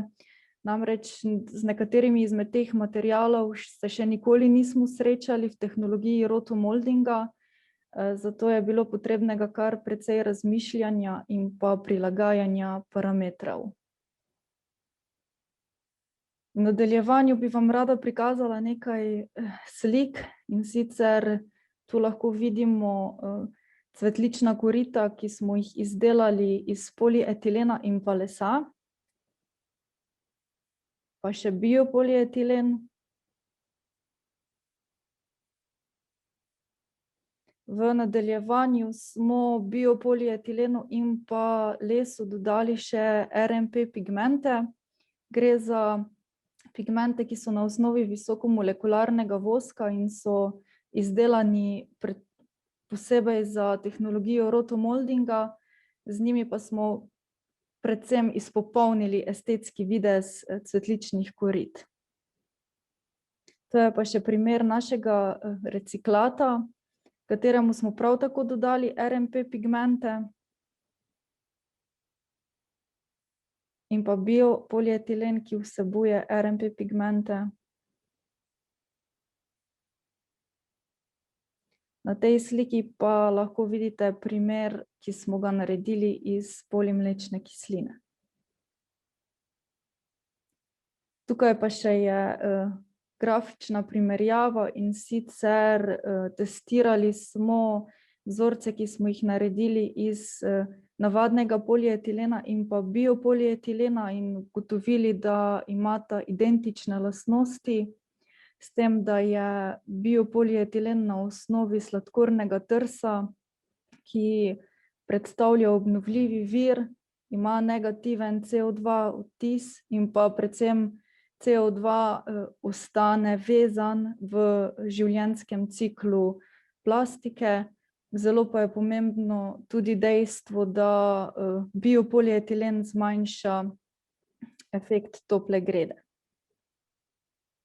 Zdaj, zaenkrat smo te materiale preizkusili na našem programu Garden, in sicer na cvetličnih koritih. V nadaljevanju pa si želimo, da bi lahko okolju prijazne materiale aplicirali tudi na druga naša področja. Za več informacij nam lahko pišete na naši spletni strani. Rada bi se zahvalila za ponujeno možnost sodelovanja in pa najlepša hvala za pozornost. And Valentina, thank you for presenting this great case. I hope you will continue with this story and be very successful. And now for the last part of this first part, before we go to a short coffee break and then to the panel discussion, we will take a look at the upcoming funding opportunities in European Union, especially for research and development and innovation activities. I warmly welcome Kristina Kočet-Hudrab from company TicoPro. And Kristina, yes, please present us. What can we expect? How much money can we expect? And yes, the next like half an hour is yours. Thank you, Aleš. Just give me a second to share a screen. Okay. En lep pozdrav v bistvu z moje strani. Danes bi vam v bistvu rada res dala en tak poudarek, kje bodo nepovratna sredstva. To pomeni na mednarodnem finančnem trgu, to Horizon Europe, LIFE programi Interreg v naslednji finančni perspektivi v naslednjih 7 letih. Mogoče čisto na kratko v bistvu, kdo smo. Svetovalno podjetje za EU sredstva, pa kakor vidite v bistvu na slike, smo take woman power, mi temu rečemo. Tako da zdaj pa gremo v bistvu na eno tako pravo vsebino. Zdaj, tako bom rekla, mogoče v samem letu, recimo 2020, se mi zdi, da marsikdo je v bistvu si zaželel, no, da bi bilo čim prej konec leta. Bom rekla, na eni strani ta pač korona kriza, po drugi strani pa tudi, če gledamo iz tega znanstvenega, raziskovalnega recimo vidika, pa vidika Evropske unije, neka pogajanja tudi za samo Veliko Britanijo, ki dejansko pač ne morejo biti recimo kot del tega programa. Vendar poglejmo recimo naprej v ta 7-letni finančni okvir 2021-2027, ki je zdaj pač sestavljen iz 2 programov. Imamo Next Generation EU, ki je ravno zaradi COVID krize v bistvu nastal kot neka taka popotnica za vse države članice Evropske unije, da hitreje dejansko in podjetja in raziskovalne organizacije si hitreje v bistvu pomoremo k ponovni gospodarski rasti. Potem imamo pa potem v bistvu tudi ta finančni framework, ki je dejansko pač vsako leto, to pomeni normalno od leta 21 do 27, in to je v bistvu kar skupna vrednost več kot 1,8 milijarde v bistvu bilijonov evrov. In si bom rekla, za vsako podjetje oziroma neke take pametne projekte se mi zdi, da se bo našlo v bistvu tudi pač priložnosti sofinanciranja. Jaz bi rada vam na začetku dala vsaj en tak res okvirni pregled, kje bojo, da sploh dobite občutek, na kak način se bojo financirala, pa iz katerih skladov. Recimo prvo imamo ta največji sklad je Horizon Europe, kjer bo nekje 92 milijard evrov za raziskave pa razvoj. Pa moja predstavitev bo v bistvu danes neko bolj poudarek v bistvu bo na tem. Potem imamo Innovation Fund, ki je največji sklad v bistvu v Evropi, trenutno okrog 10 milijard namenjen tem nizkoogljični v bistvu družbi. Potem imamo Digitalna Evropa, kjer je 9,2 milijarde, pa zakaj tudi govorimo o teh skladih, ki niso direktno recimo povezani na krožno gospodarstvo, ker boste v bistvu tudi pač v prihodnjih v nadaljevanju videli, da se dejansko čisto vse skupaj prepleta. Ni več tistega, da bi rekli, zdaj bomo pa imeli recimo digitalno ali pa krožno, ali pa bomo imeli, ne vem, zelene projekte, ampak dejansko so to sklopi ali pa recimo zdravje, ki morajo dejansko biti prepleteni med seboj. Potem imamo ta EU for Health, pa Interreg program, ki je tudi bo spodbujal različne recimo projekte tudi iz krožnega gospodarstva, ki se pa bo začel šele konec tega leta ali pa začetek naslednjega leta. To, kar sem v bistvu pač povedala v nadaljevanju, pa največji poudarek v bistvu na Horizon Europe. Tule ta v bistvu program ima dejansko tako različne misije, če lahko temu rečemo, ki so pač predstavljeni na tej sliki. Zdaj bo vsak, ker vem, da smo pač s področja danes krožnega gospodarstva, bo vsak rekel, ok, zakaj zdaj to pač predstavljamo. Ampak krožno gospodarstvo je skoraj v vsaki tej misiji. To pomeni, da to kot ena taka vertikala skozi različne v bistvu prioritete Evropske unije. In ko boste vi zdaj tudi razmišljali v prihodnjih projektih, pa kaj vam jaz hočem dati v bistvu neko tako usmeritev na današnjem predavanju, probite v bistvu gledati pač širše. Ne samo gledati, ok, jaz imam zdaj projekt zdaj si bom pač namislila recimo iz področja recikliranja, pa nekega krožnega gospodarstva, ampak na kak način lahko vaš projekt pač odgovarja tudi recimo na področju, ali je to prehrane, ali je to zdravstva, ampak vse v bistvu na temo recimo krožnega gospodarstva. Samo. In zdaj mogoče tule, ko se pogovarjamo pač v Horizon Europe programa, je to pomembno dejansko, da imate dobro partnerstvo. Pri vseh, skoraj pri vseh programih Horizon Europe, bomo povedali, razen je to recimo pri Acceleratorju, to ni potrebno, je najmanj tri organizacije iz 3 različnih držav, se morate skupaj v bistvu združiti, pa prijaviti neke projekte. Zdaj to mogoče dati 3, ko je minimalno, to ni niti povprečje, povprečje je recimo nekje med 8 do 15 partnerjev na en projekt, kar pomeni, res mora biti tako multidisciplinarno partnerstvo in na eni strani imamo podjetja, na drugi strani pa tudi v bistvu te raziskovalne organizacije, se morate pač skupaj združiti, pa narediti potem nek projekt, ki ima pa nek globalni impact. To je pomembno za vse projekte, ne razmišljati, bom rekla, lokalno, ampak vedno morate razmišljati globalno. Mogoče samo še to, pomembno je v bistvu pač tudi zagotoviti to ločnico med vzhodom pa zahodom. Sama Evropska unija, tudi cilj Evropske unije dejansko je zdaj v prihodnjih letih, da bi recimo podprla pač čim več nekih vzhodnih držav, ali pa da bi bile partnerji vzhodnih držav, partnerji v različnih projektih, zato da se tudi tam recimo nastopijo neke raziskovalno-razvojne aktivnosti. Večji poudarek je potem tudi na intelektualni lastnini.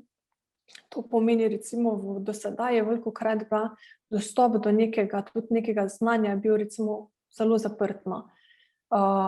Evropska komisija pa je zdaj rekla, da prav Horizon Europe, oni si želijo, da čim več strokovnih člankov, da čim več tudi nekih patentov, da gre do širitve tega znanja pač med čim več deležnikov. To pomeni, ko vi imate projekt, morate vi nujno, skoraj nujno po mojem bo, ne samo da delate diseminacijo, ampak da tudi ta strokovni del v bistvu projekta pač predstavite javnosti, no? In da razširite neko znanje. In iz tega tudi recimo je nastala platforma Horizon Result Platform, kjer recimo imate poudarek predstavitev določenih rešitev, že obstoječih projektov, ki so bili sofinancirani in se potem lahko recimo tudi priključite v nadaljevanju nekemu razvoju. Ali pa recimo to je še bolj zanimivo primer, da so določene raziskovalne organizacije prišle do nekega prototipa, lahko na tej platformi podjetja vidite, to že obstaja, zakaj bi jaz tole zdaj pač razvijal iz nule, rajši jih kontaktiram, pa potem recimo skupaj s temi raziskovalnimi inštitucijami poiščete mogoče nov razpis, ki bi sofinanciral nekje od prototipa dalje pa do končnega produkta in se recimo na tak način tudi širi in povezovanje in neko znanje, tudi to in v bistvu empirično znanje.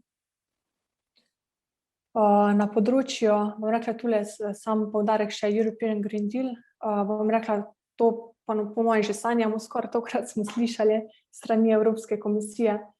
Bom rekla, slika tule recimo ful lepo prikazuje, kaj si želi Evropska unija pač doseči s tem. Zakaj to poudarjam? Zaradi tega, ker tudi recimo primer je danes bil, smo se pogovarjali z enim podjetnikom, pa ga zanimajo roboti. Pa samo, ko je pogledal, jaz bi imel neki strani, pač recimo nekaj z robotov, je rekel, takoj po 3-4 koljih je videl, samo v bistvu Green Deal je pa še vedno poudarek, res je. V bistvu tule govorimo o enem takem velikem cilju Evropske unije, ne glede na trenutno situacijo, na zdravstveno v bistvu recimo situacijo, se Evropska unija v bistvu še vedno želi, da do leta 2050 Evropa postane brezogljična celina, kar pomeni, da se v bistvu trenutno pač ta Green Deal cilj bo čisto na vseh koljih, je v bistvu recimo je to prioriteta. In tu dejansko pa želi res postaviti recimo, ko razmišljamo o projektu, si želi Evropska unija postaviti človeka v neko sredino, kar se vidi recimo tudi iz te slikce, in potem dejansko, da se pač sofinancirajo projekti, ki bi omogočili družbi, človeku neke prijazne tehnologije ali izdelke in neko v bistvu pač dolgoročno bom rekla, ta vzdržnost, v bistvu neki vzdržni poslovni modeli. No. Tako da tule, ko rečemo krožno gospodarstvo, je res krožno gospodarstvo ena taka, pač tako sem že rekla, vertikala skozi različne in industrije in recimo tudi neke pač take digitalne recimo rešitve. No.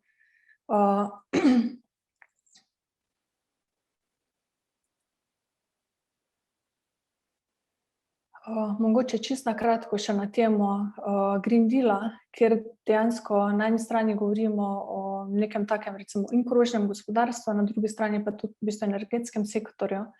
To bi vseeno recimo pač poudarila, da mora biti tudi ta energetika, recimo je tule, to mora v bistvu biti vpeta, no, v različne aktivnosti in bo to tudi en velik poudarek pri razpisih, ki so že v najavi, pa tudi v bistvu še prihajajo. No. Pač tule se Evropska unija recimo želi en velik preskok na obnovljive vire energije, zdaj na kak način pač bomo to prišli iz določenega procenta pa do recimo 100%, je pa zdaj tu, kjer dejansko Evropska unija išče neke rešitve in strani v bistvu pač podjetje in strani raziskovalnih inštitucij. Mogoče še to, no, da ko vi prijavljate projekt v okviru Horizon Europe, vedno se vprašajte, okay, kaj se želi Evropska unija. Vaš projekt v bistvu res ne odgovarja na tiste pain pointe, ki jih ima Evropska unija v bistvu odprte in na tak način dejansko pač vi recimo rešujete neke težave same Evropske unije. In v okviru recimo tega Evropskega zelenega dogovora je v bistvu tudi ta krožno gospodarstvo kot posebej, bom rekla, prioriteta. Ni posebej, bom rekla, to, kar smo na začetku videli, da bi rekli, da to kot misija, ampak res še enkrat v bistvu povem, kar se bo tudi videlo v razpisih. Se opravičujem, v razpisih, ki so v najavi, da imamo recimo primer, lahko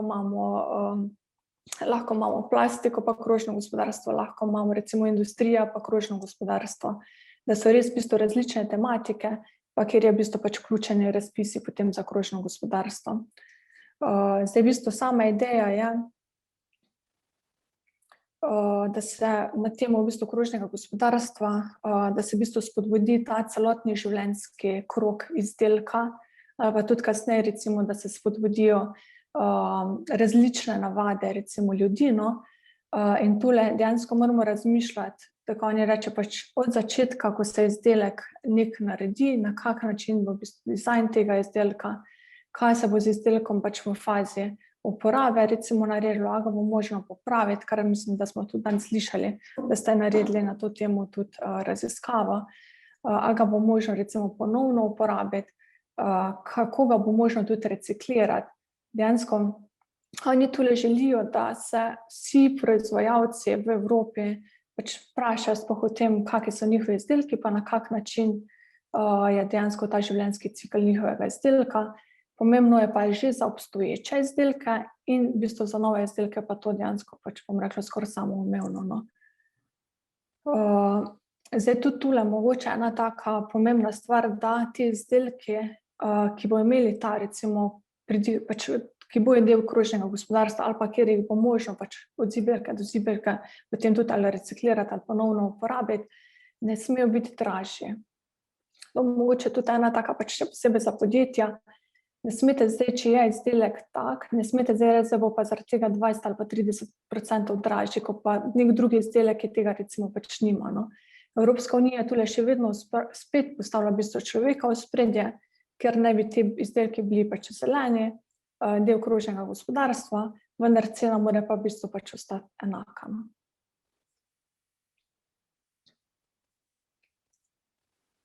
V okviru Horizon v bistvu razpisov imamo 3 vrste nekih takih projektov, ki jih lahko prijavljate. Prvo je ta RIA, to so 100% sofinanciranje v bistvu projekti, ki so sofinancirajo bolj ta znanstveni del, to pomeni osnovne raziskave, v večini primerov tule prednjačijo raziskovalne inštitucije, je pa to nekje od neke idejne zasnove pa do prototipa, recimo sofinancirajo. So projekti, ki trajajo nekje 4 leta, potem imamo ta Innovation Fund, ki je zelo zanimiv v bistvu za Innovation Action, ki je zanimiv v bistvu bolj za podjetja, kjer je pa od prototipa do končnega produkta, pa potem v bistvu hiter vstop na trg. Tu imamo 70% sofinanciranja in mora biti pa v bistvu inovacija, mora biti pa isto še enkrat v bistvu na globalnem nivoju.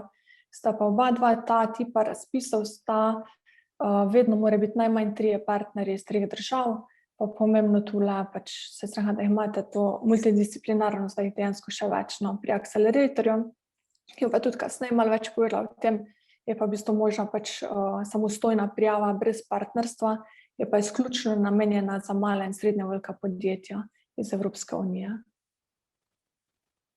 Live program, to je v bistvu nekje, se bo verjetno letos spet bo v bistvu vdaja za live nekje maja, junija, in tudi prioritete, to, kar vidim, ko so tule naštete, za naslednjih 7 let, je krožno gospodarstvo in quality of life, recimo je skupno.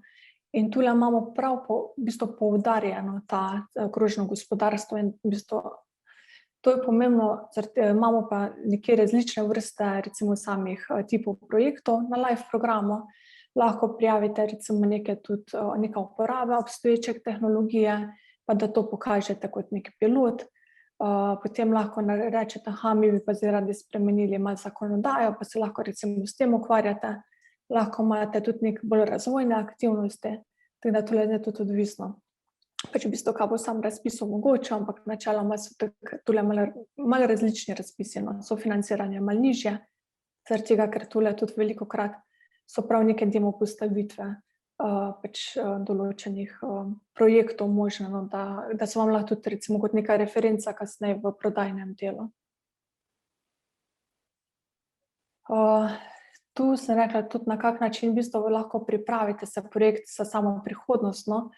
Zdaj bom čisto recimo spet izhajali z ene take naše aktivnosti v podjetju, kjer smo na podlagi draftov razpisov, ki so zdaj za naslednji 2 leti v bistvu že objavljeni v okviru Horizon Europe, no, smo hitro poiskali recimo neko projektno idejo, ki bi bila pač zanimiva.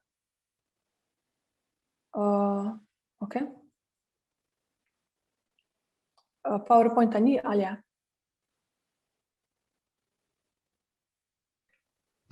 Nimamo PowerPointa, lahko ga še enkrat delite? Ja.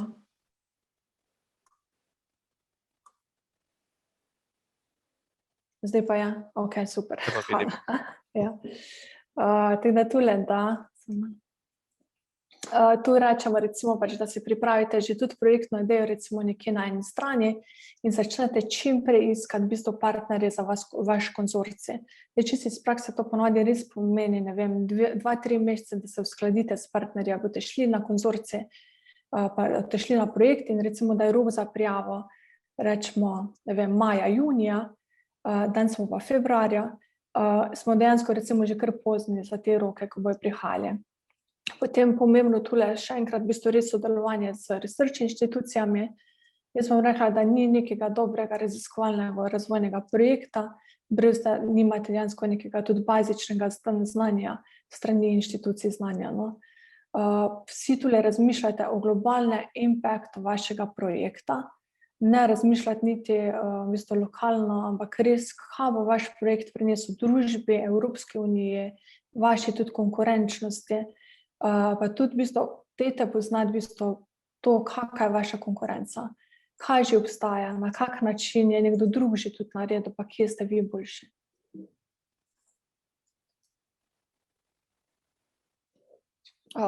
To mogoče ne bi niti ne, bom rekla zdaj, še enkrat povedala, ampak glih to, no, da rečemo, ta benefit do družbe je v bistvu zelo pomemben.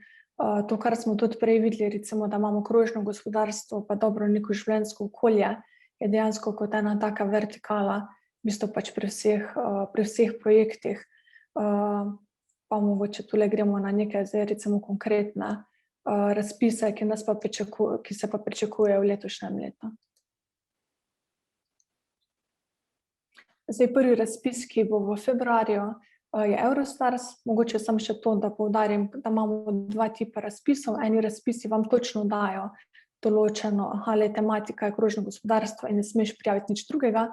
Drugi razpisi so pa taki, da vam v bistvu dajo odprte možnosti, recimo tako Eurostars pa Eureka, ko bomo v nadaljevanju videli, kjer pa vam ne dajo točno določene tematike, ampak lahko vi izberete in tudi v bistvu tekmujete potem različni projekti med sabo. Eni recimo z krožnega gospodarstva, eni z področja zdravja, kar pomeni, da to v bistvu kar tako izjivno za vse potem, da zmagaš med vsemi.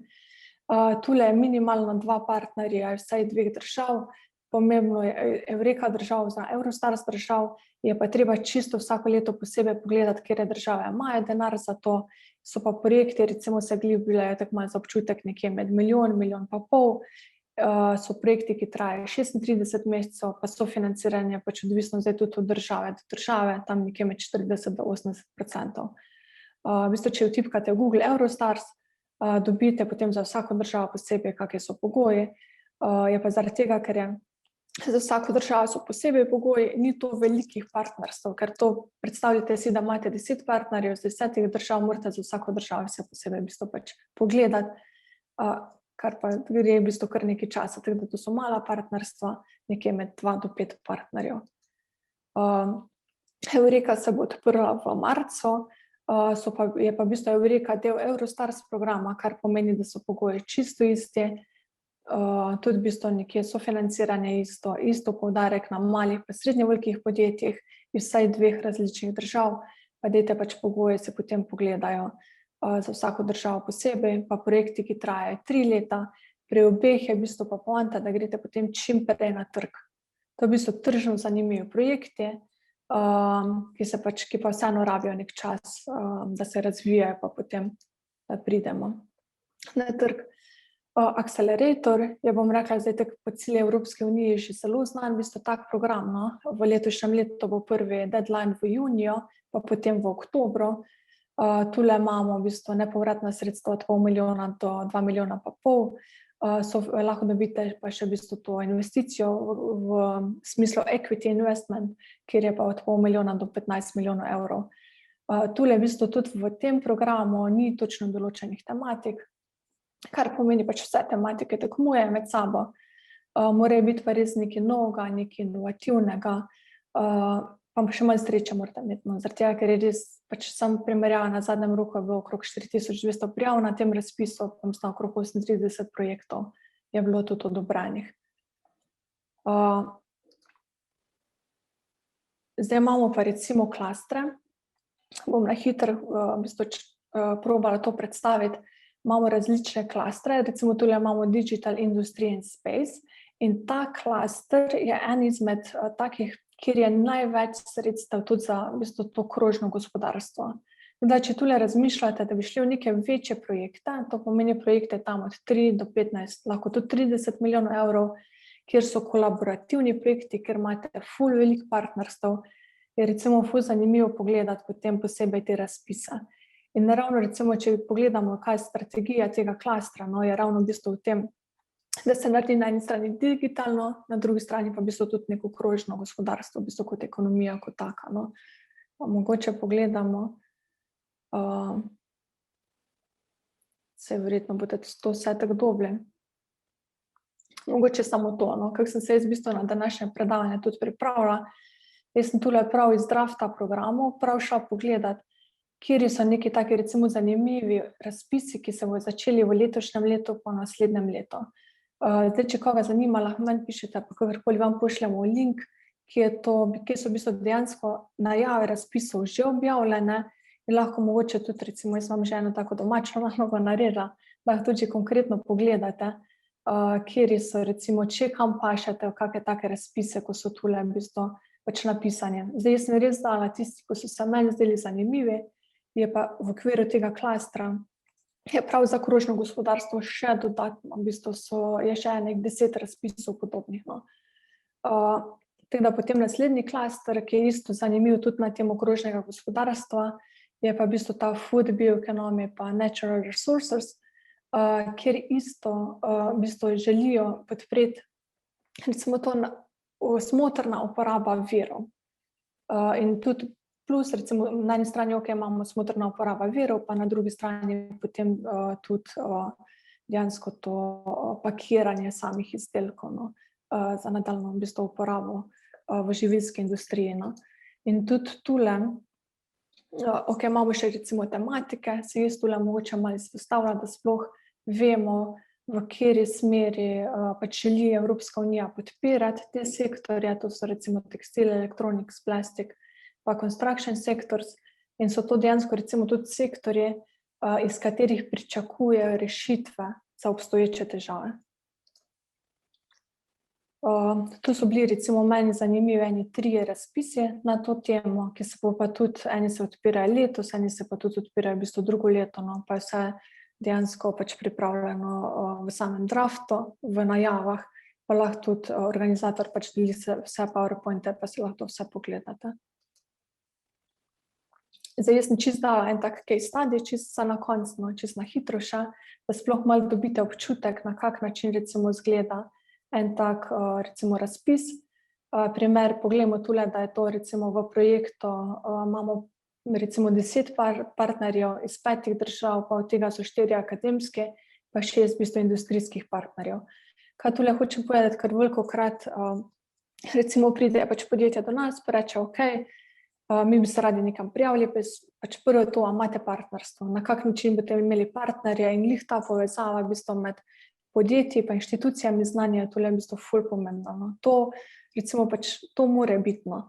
Zdaj ta projekt je v bistvu RIA, to pomeni, da 100% sofinanciran, da gre bolj za neke empirične raziskave, pa recimo traja nekje 4 leta, pa skupni budžet je recimo okrog 4,5 milijona. Naslednji ima pa recimo 25 partnerjev iz recimo 11 držav, pa 16 recimo akademskih, pa 9 industrijskih. Pa je v bistvu bolj innovation action, ampak je še vedno recimo veliko več akademskih partnerjev, kot pa industrijskih, no, ni pa to pogoj za vse razpise. Zdaj, jaz sem hočela tule samo tako na grobo predstaviti, malo da sploh dobite občutek, kako mora izgledati partnerstvo za ene take pač malo večje projekte, no. So pa vsi v bistvu probali dobiti z področja krožnega gospodarstva. Hvala. In hvala, Kristina, tebi. Thank you, Kristina, for these funding opportunities. Future seems bright from this financial aspect and financials that are awaiting there for research and development projects. Okay, so we are bang on time and we see each other in 10 minutes. You have 10 minutes to grab a coffee, to stretch a little bit, and we will start at 12 o'clock exactly with the panel discussion. We have 5 guests and this panel discussion will be very, very interesting. So see you all in 10 minutes. Bye.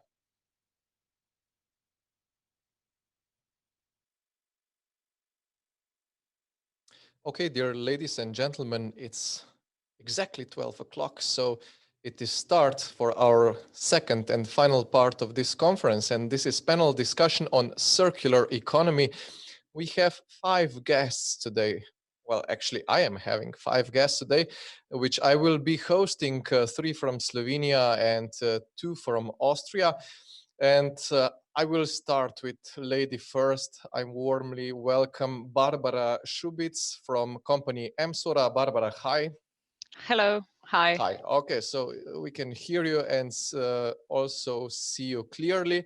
And then the next one coming from Faculty of Polymer and Technology is Blaž Nardin. Blaž, hi. Hi, how are you? Oh, great. Perfect. I could imagine, yeah. Yes, I'm in the middle of spotlight and I'm also spotlighted there. So you know what they are saying. Everyone will be famous for 5 minutes. So I guess today is the day. Great. Okay, if we go further on, we have the next guest from Austria, Franz Rittmansberger. He was already with us. Franz, hello, are you here? I guess Franz is still cooking a coffee, so we will just wait for him to come back. And then the next Franz, not from Austria, it's from Slovenia, is Franz Stolar from Alples. Hi, Franz, you are here. Hello, I'm here. Thank you. We can see you, we can hear you. How are you feeling? I feel well, thank you. Okay, great, great. And the last guest is Herfried Lama from Woodka Plus. Herfried, hi. We cannot hear you because you are on Yes, mute. I'm here. And Hello. on mute was the most spoken phrase in 2020. I can imagine. Yes. And Oh, I yes. used it also several times. Yeah. And here we have Franz Rittmansberger. Hi, Franz. Hi. Welcome back. Hello. Enjoyed the coffee? Yeah. Yeah, okay, perfect. So here we are, 5-6 of us, and yes, today we will discuss about circular economy. And the first thing I would like to ask you, because we spoke with guests today, that they will bring with themselves one object, one product or something that associates them to a circular economy. So I will again start with Barbara. Barbara, what did you bring with yourself today and what associates you to circular economy? Do you see it? It's a coffee cup, wooden coffee cup. It's a brand new. It's a new gift from our company to the employees, for all of us to use it, well, 2 times, 3 times, or 5 times a day, whatever you like. And yes, it's made from walnut, and we all got it. And we will stop using the plastic cups from the machine. So let's say 10,000, 20,000 plastic cups a year less will be used. Fantastic, Barbara. Is it surfaced, coated with something? It is, yes. This could be still improved, let's say it like that. But the goal is great, and they are personalized, and they really look very nice. Great. I didn't want to be rude. I just it was a curiosity. I guess this is my professional weakness. I was too much in wood for many years. Yes. Blaž,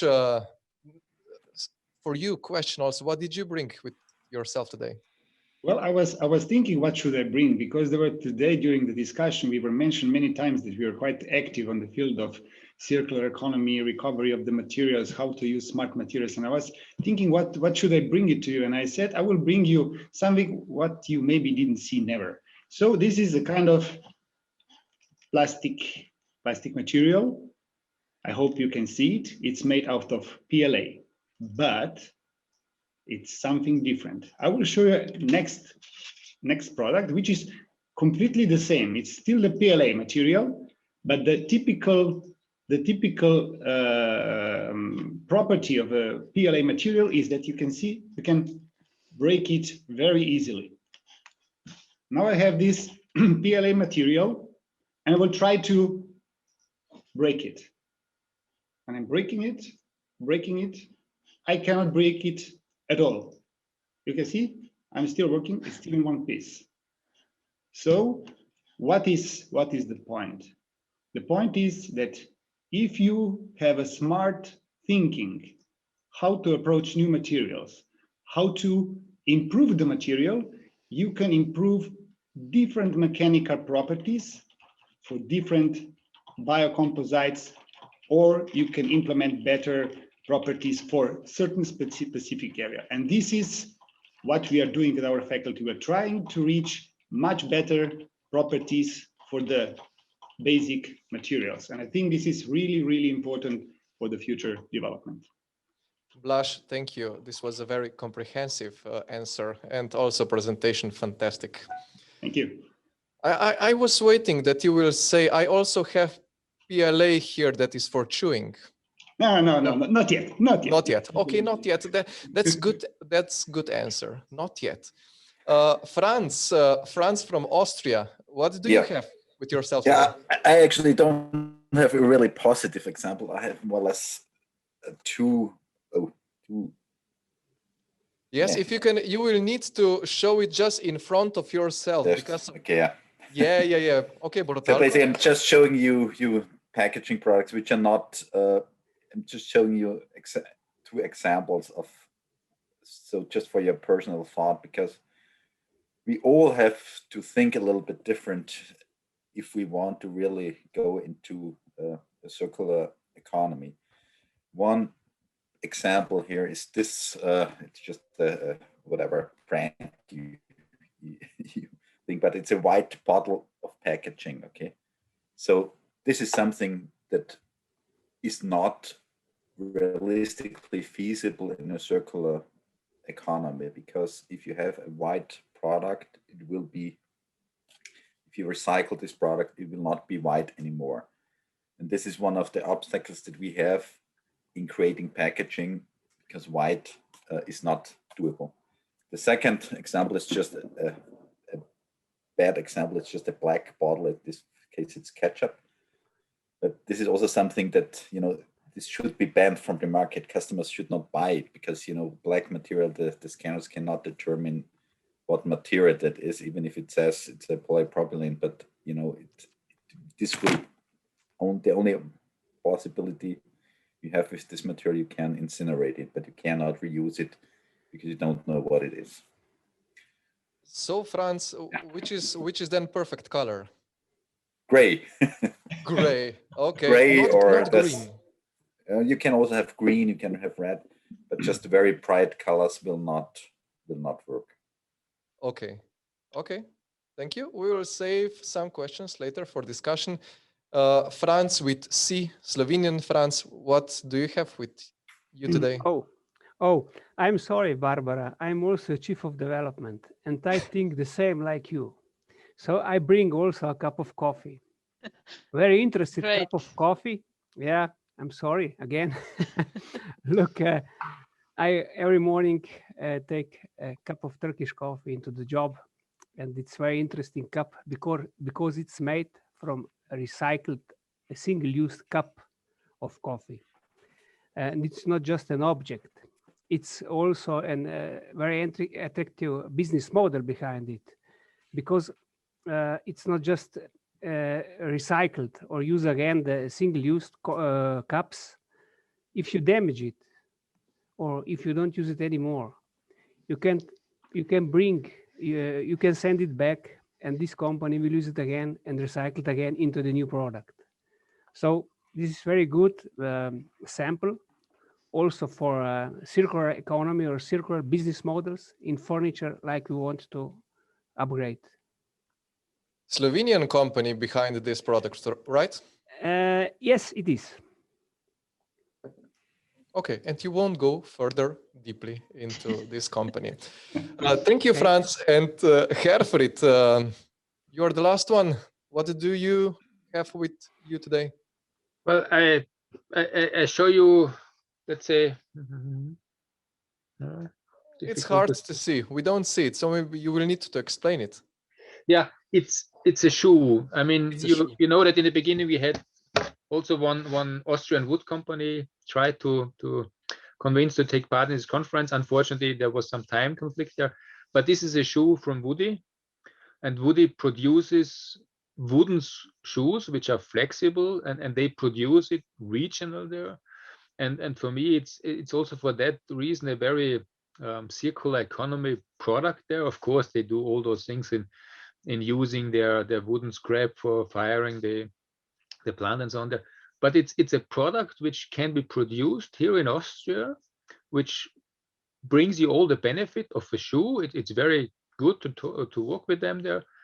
And so we also get the value chain here in Austria there. And it's very good to not to take any Chinese shoe in principle there, or Vietnamese and so on there. And this is for me also the real reason for circular economy. There we need to get this value chain here again in Europe. So these shoes are soft. You said that they are nice to wear. They are nice to wear. They are flexible. Yeah. So they are, of course the sole is not soft there, but there is some in principle rubber layer beyond it so that you do not hear it there. So they are very good to wear. Yes. Okay. Thank you very much. Before we go further on, I really kindly welcome all of you who are listening to this discussion. If you have any comments, questions, anything, just please write in the chat and we will discuss your comments and questions in between. But we will start with a very basic question for all of you. And this is, what is circular economy means to you? What does circular economy means to you? And what is the definition, your personal definition of circular economy? Let's start again. Barbara, with you, ladies first, sorry. Yeah, circular economy for me in business and in private life means using less, reusing more, renting, buying from locals. I think just going few decades in the past where you were, let's say, forced to work locally with local people, with local materials, and just be sufficient. And this mindset should just be uptaken to the business level now, a little bit broader, but the mindset and yeah, this should stay the same. Doing as much as possible on your own or with local people, with local knowledge, and then just yeah, spread it. Okay, great. Thank you. Blaž, your definition, your opinion.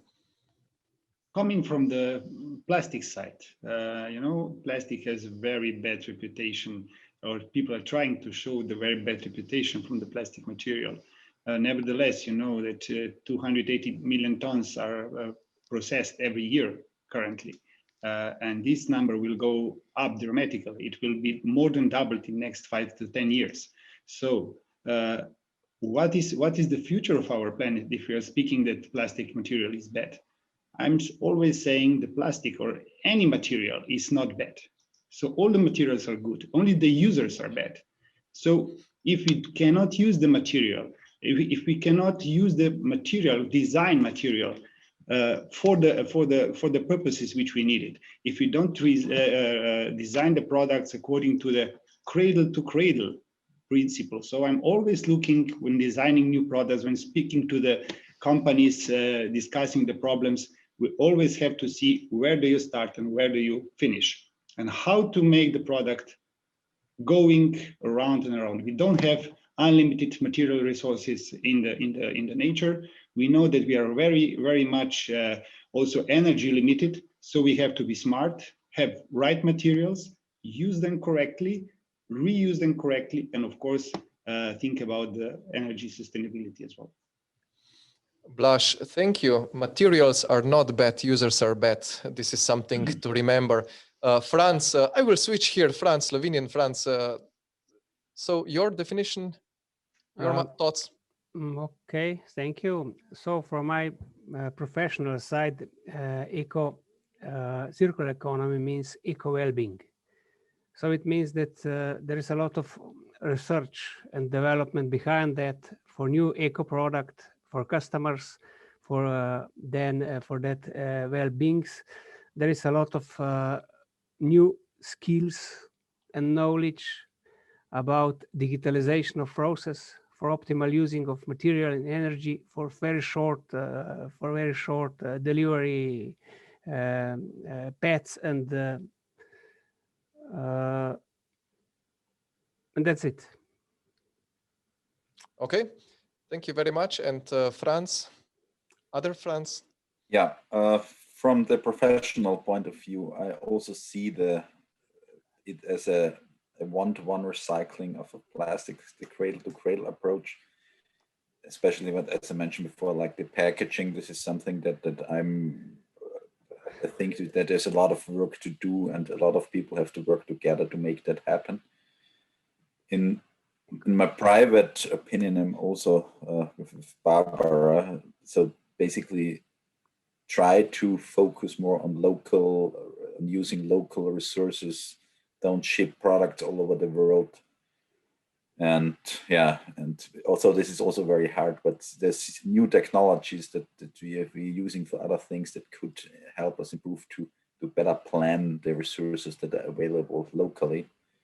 And I think this would also make the world a better place. Thank you very much. And Herfried, your opinion? Well, what more to add to the statements before there? I mean, if you if you see a natural wood, you see how the circular economy works in principle there, because we know that the ground in principle does not give very much resources, and yet the tree grows from small to big one, and it lasts for, let's say, 100 years and so on there. And then when it falls down, it makes room for other trees to grow further there, and then new trees start to grow on the tree itself there when it's rotten down there. So nature there is, how to say, is an example of circular economy as it works there. And if you think of it, I would disagree with Blaž, because then we have unlimited resources, because we use always the resources, and in the end, it's a resource again there. Thank you, Herfried. We can discuss this further on about agreement and disagreements, but now I will stick with you and also with Blaž, because a very important part of this Start Circles project and also similar projects in Interact is collaboration between companies and R&D organizations. How important is circular economy in R&D in your organizations? And just by this question, I will also give you this question, which is coming from Tadej Novak. And what is the added value of cooperation in a cross-border projects like Start Circles? So once again, how is circular economy important at your work, and what is the added value of such project like Start Circles? Maybe Herfried, you can start, and then Blaž.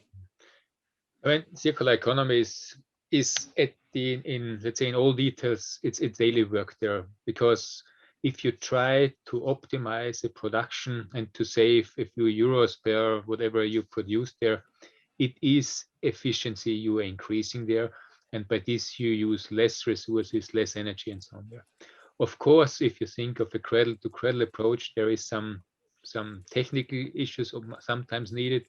Franz before mentioned the problems between white and black there and so on there, but we also do miss, let's say, at least in our institute, some logistic aspects, because as a really circular economy there, we need to do the business case not only on the technical issues there. So you definitely need business sector on the other side.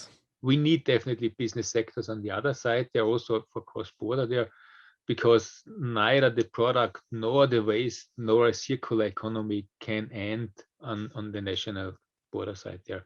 And we have competences on both sides of this in this region here in Slovenia and in Carinthia there. Thanks to due to these Interact projects, we have faces to each other. Normally we would sit together now with one of these cup of coffees here. And based on this network of faces, then we understand the competencies better there. And then we can solve problems and we can in principle link there.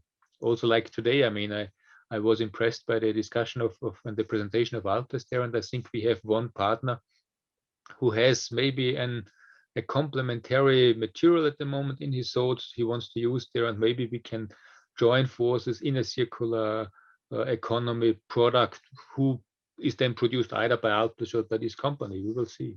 So this is, again, border is mainly in our head, but it should not be in business. Great. I'm really glad to hear that. We have one great case just here on the plate. Blaž, from your side, from Slovenian side, how do you feel circular economy in R&D, and how do you feel projects like Start Circles? Well, thank you. You know, I will start with the title, Start Circles. You know, it's speaking about the circularity, and there are two levels of the circular. First level, of course, is what you have been talking today: materials, how to use them wisely, how to dispose them, how to, you know, implement them in new applications, and so on and so forth.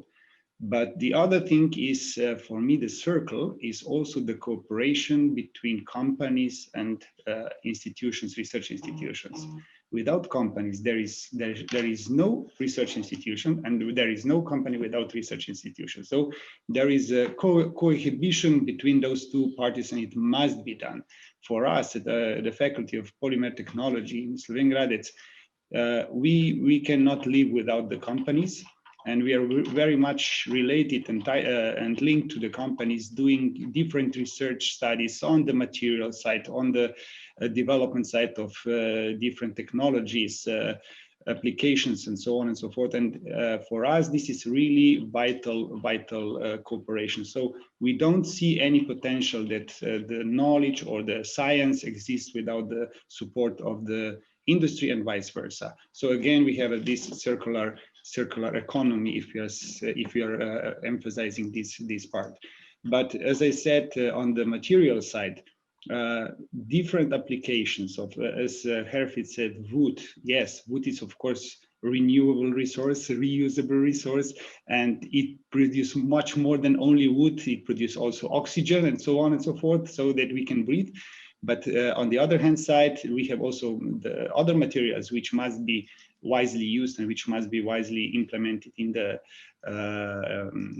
application, which are not organic material, which are unorganic material, which are also present, and maybe with smart implementation, all this, also this unorganic material can be wisely used and reused in this circular economy. So both these two levels on the material side, what is the focus of today's conference, and the other thing, this circular cooperation between institutions and companies, it's a vital importance. And for us, Interreg project, I think we saw today many applications where our faculty was really deeply involved. And I can just say that from this cooperation, it starts new cooperations. And also we try to get new projects so that this continuation of the cooperation will go on. Blaž and Herfried, I have a feeling that both of your organizations are very, very pushing towards business sector, and that your intention to work with business sector is on really high level. On the other sides, I have, well, it is just a feeling, still feeling that many research organizations are still focused more, maybe less on business sector, but more on basic researches, writing articles. Is it maybe because you are not public funded, or is this just the thing now? No, I mean, we are, let's say, we have been founded to bridge the gap between academia and the business and industry, in principle, in industrial development, let's call it that way.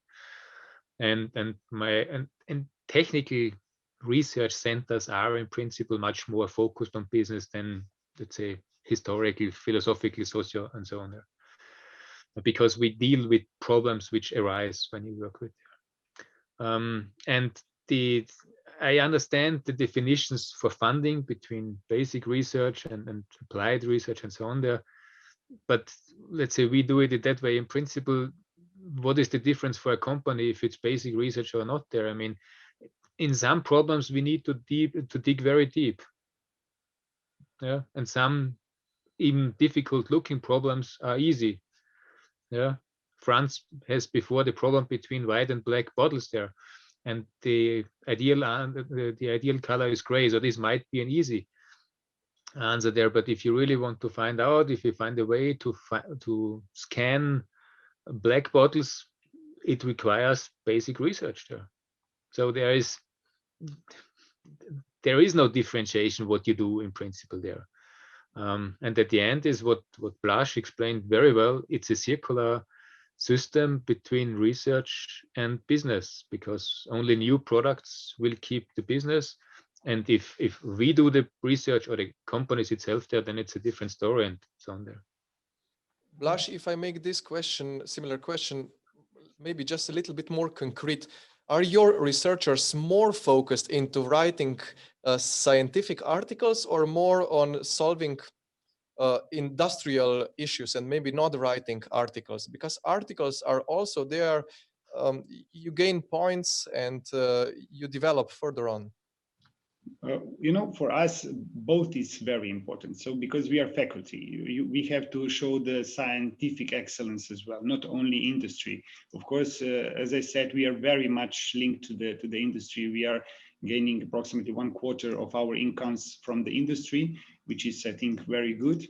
And we are still pushing in this way to increase this share up to at least 1/3. But of course, we are also publicly financed, partly for the first level of study of the polymer technology. We have the payment from the government. So for us, we also have to know. I don't distinguish between public and private funding. For me, it is important that you have the right direction and that you are doing applicable things which can be done which can be used then later on in the industry level. I have been working for many years in industry, and I know how difficult it is to bridge this gap between industry and science, because on the science side you have some ideas how the industry should understand you, and the industry have completely other idea how this cooperation should be done. And from my perspective, it is important that you have the right direction, so the right technologies, the right approach, and on the other hand side, the people who are working on the projects, the people who are working from our side with the industry, they have to understand what is the need from the industry, and they have to be fast to respond. If you are not fast to respond, then the train goes away and you are out of the game. So for me, yes, of course, if you take the public funding away, we are not anymore, a kind of public institution. But on the other hand side, then you have to survive on the this cruel industrial world. But it improves you a little bit, because if you have this sense of rush, this sense of push, I think it's good for both sides. Thank you, Blaž. I go now on industrial part of room. Barbara, Franz, you are both coming from wood industry sector. How hard it is for your business to develop, to establish circular business models? Is this a hard work? I guess it is. Barbara, maybe I start with you. Yes, for us for sure is, as I mentioned before, I think hundreds of years ago, that was like an organic way to work. But then with the industry, we got lost a little bit on our path, and now we are trying to find the way back. Yes, of course, we need to work for it, but for us, it is the most difficult to estimate on which part to focus. Should we look as a company to a company as a whole to work as a circular in a circular way? Should we focus on our products to be more circular? Should we reduce energy? Should we use more renewable energy? So where to focus? And deeper than you go, the more opportunities you see. You cannot really, at least we don't have the knowledge to evaluate which is the step you should do first and will be most beneficial. So you're always playing a little bit with your intuition, what to do next, with no really proof what that will bring. So a lot of knowledge is needed, a lot of experience that perhaps we don't have. And yes, when you combine all these steps that you need to do, you get a panic attack because you don't know where to start really. But yeah, as the saying says, the worst training is the one that you haven't done. It's the same here. You have to just move along, just make step after step after step, and in a year you have just realized what kind of path is already behind you. So not to be discouraging, but it's a long, hard process. What about mentality of people? Is it hard to switch to circular mentality now? Yes, it is. We all say and confirm that this is already in us, and that yes, we are for it, as long as you don't need to change. This is, let's say, from the personal perspective in everyday's life. But as a company, it's too often the steps are based on what financial benefit they will bring us. There might not be any financial benefit for the next 10 steps that we make. But at the end, after hundreds of steps that will be made, we might get quite a lot of financial benefit. So this shift that not everything needs to be supported by the financial benefit right away. This might take a while and does not come through some heads, let's say. I will come back to financial benefits a little bit later. Franz, do you feel the same as Barbara? Absolutely. So circular economy must be a part of policy of the company. Otherwise, it's just a request of some person or just one or just two of employees, and that's not enough. On the other side, the company must be open enough for cooperate with research and development institutes for new knowledge, for new experience, and for innovations. And the third part is very important, that the company is digital oriented, because there is a lot of shortest ways to come to the new product or new business models. So that's quite very difficult steps to do for such companies like Alplasis. So the people resources is here a problem, absolutely. So we need a people who has a lot of skills, who has a lot of knowledge for such part of circular economy. So it means for digitalization or even for cooperate with research and development institutes. And there is very important support from research and development for companies. And there is also a problem of money. So open course is maybe the way for better cooperation between companies and research and development institutes.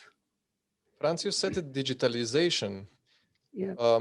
Do you believe or feel that digitalization is necessary for nowadays, for modern circular economy business models? Absolutely. Without digitalization, company can do nothing into the way of benefit in the line of circular economy, because existing processes are too long. It's not economic, and digitalization start in design, in production, and also continue into the marketing. So it means without the digitalization, company doesn't have a chance to do some steps more into the way of circular economy. Thank you. Franz Rittmansberger, a question for you here. We speak now about digitalization and circular business model. I got a feeling that your company has circular economy quite in veins already. Do you have also the same issues, or did you have also the same issues?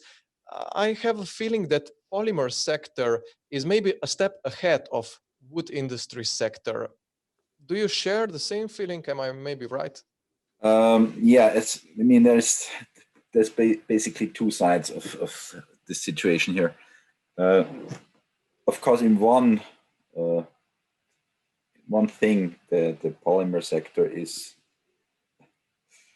far ahead, and this is because there's a huge pressure from the public to go into this direction of recycling, reduce plastics, and so on. And also the European Union did some with their new regulations.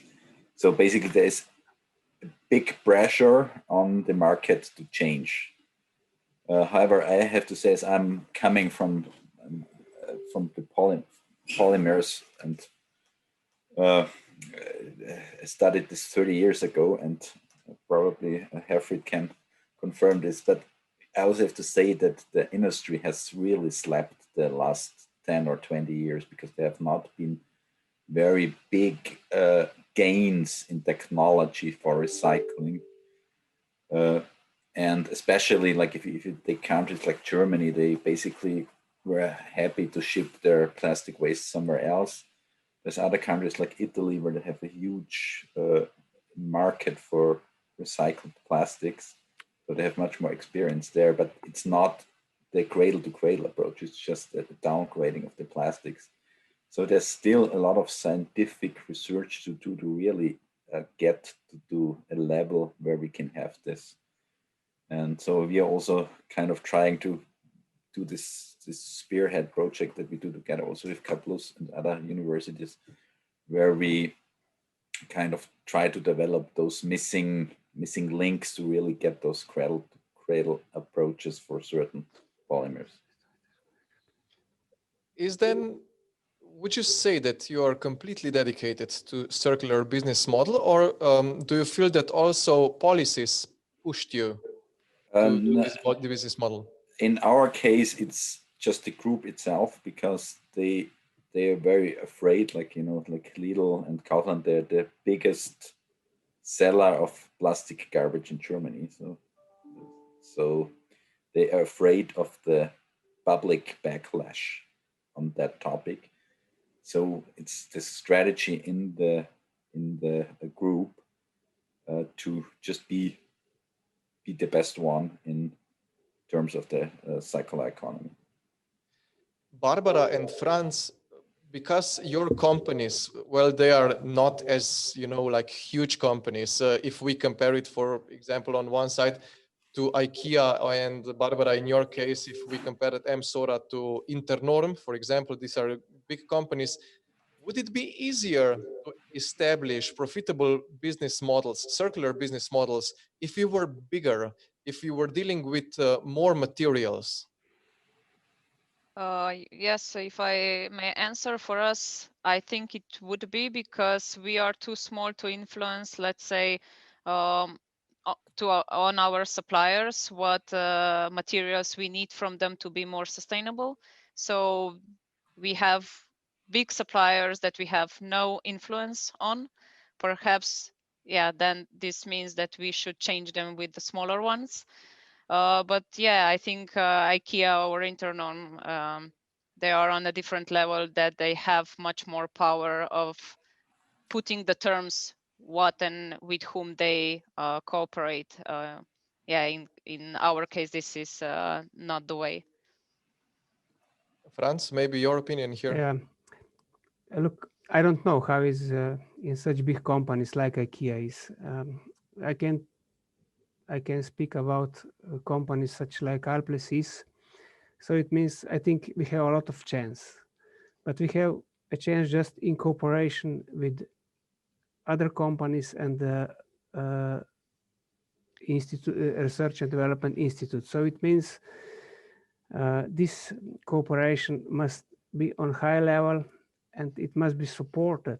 It must be supported also from the side of project and open calls, also from the profitable side of project, because that companies, such companies like we are, so it means about 150 people, we can't invest enough by ourselves in the way of circular economy, in the way of the digitalization.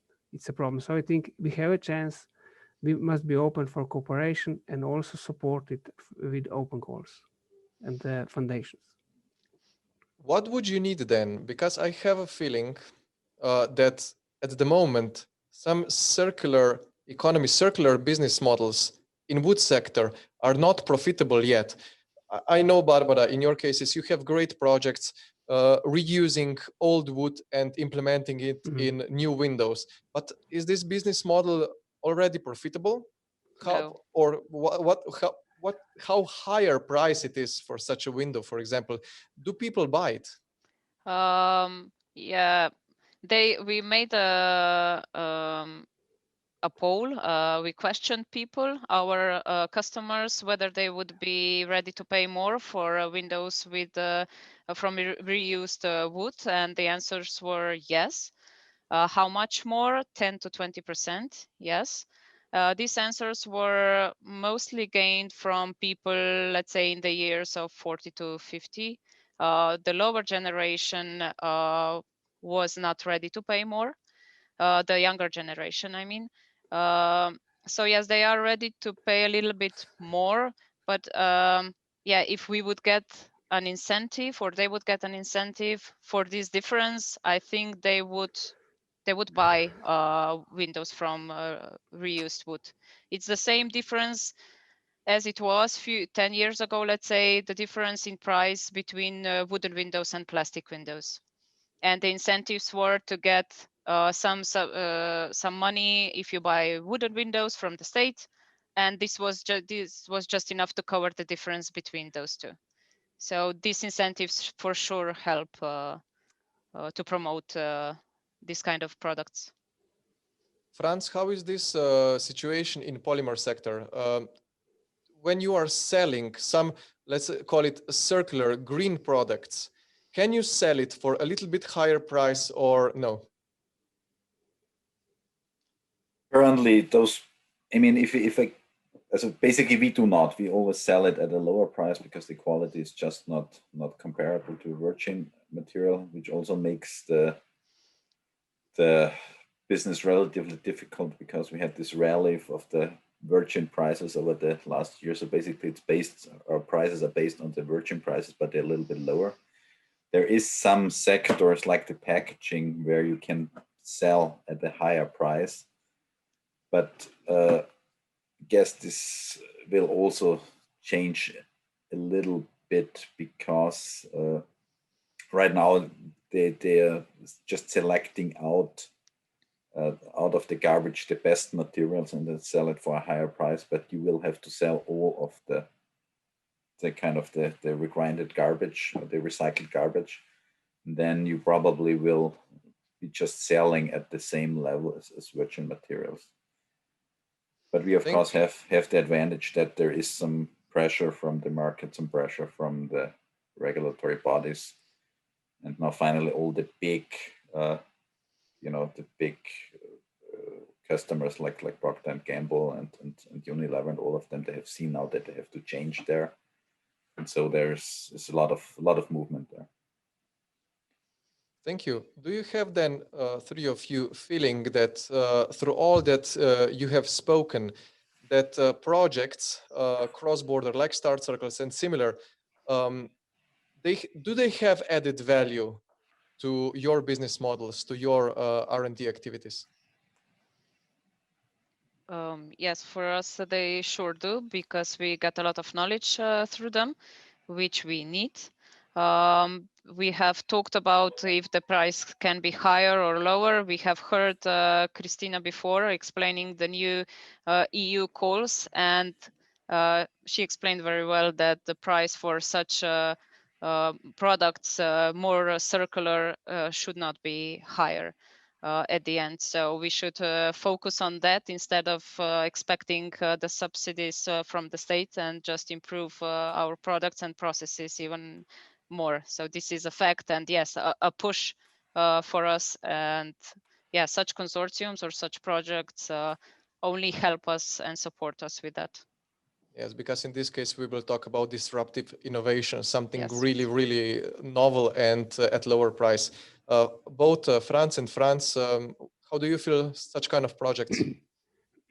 So also for my side, so it's very important to collaborate or to cooperate with research and development institutes. Maybe we must to improve it into new business models. So a lot of cooperations now is going to new product, new materials, also into the digitalizations. But look, there is important also new business models, because if you look in our marketing, our sales channels, we are basically alone. And basically we sell just articles. We sell wardrobes, we sell bedrooms, we sell kitchens. Sometimes it's not enough. We must sell a complete furnishing, complete equipment for all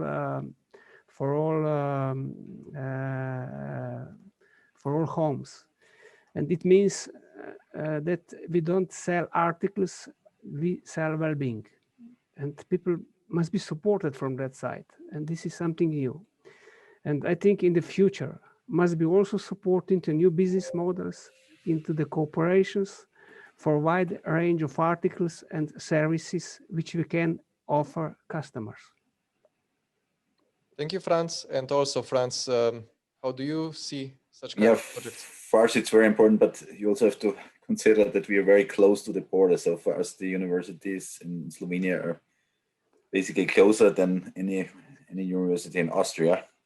So it's given that we do some cooperation with that. And also, universities specialize on certain topics. So you have to pick which ones you select for projects, and the borders doesn't matter on that. So it's a good thing that you have these opportunities. Very, very interesting opinion. Thank you for this one. Blaž and Herfried, do you feel that there is enough collaboration with companies, or do you want more? Do you feel you need more? Maybe Blaž, you start first. Well, of course, there is never enough. There is also James Bond film, one word is not enough. The point is that it's always, you have to seek for the new opportunities, because as I previously said, companies have needs, we have needs. So merge them on the way that everyone benefits out of it. So the knowledge which you have on one hand side, the needs which are on the other hand side, and to respect each other in different project levels, that's, I think, very, very much important. And we should really try to support on all different possible levels this cooperation between industry and universities and research institutes and so on and so forth. And what was previously said by Franz, that there is the science have been sleeping on the recycling field of plastic. It's completely true. Nothing has been done really dramatically in this field. Now the things are changing from the depolymerization side to the new synthesis. So these are new scientific paths which are interesting from the basic research side to go to the implementation side, because as we said, and as we all know, this plastic waste material, they need to be reused on all different possible ways. And we are here to find the good way, to economical way, to sustainable way, how to reuse this material. And yeah, of course, the cooperation is very, very important. Herfried, maybe also your opinion. Well, I repeat the first sentences of Blaž. There is never enough there. And there is never enough for that reason that in principle, of course, we can offer our research, but the driver are the industry and the businesses and the companies there, because they need new products, they need innovations there. And innovations, they come from their own, let's say, thinking, let's call it that way. Sometimes this thinking is not enough there because they have their limitations, their daily businesses and so on there. And then they can approach a research institute to get some external side there. And this is then, at the end, it's their, let's say, not their only way to survive in the business, their innovations. And if, let's say, if they always do what they always did, they will get what they always got there. And especially circular economy is a little bit different, because otherwise those who do not do research in circular economy, they will not last. Thank you for this. Meanwhile, Alenka from Limnos, she is also our partner. She just commented that it is very important that we have partner connections, new approaches and best cases, and that we can learn from each other. But I would like to end up here with Blaž and Herfried. One question for you for the very end.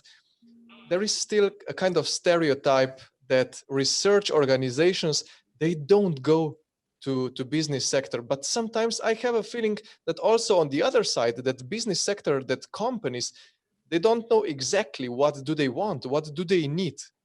What is your opinion, your feeling?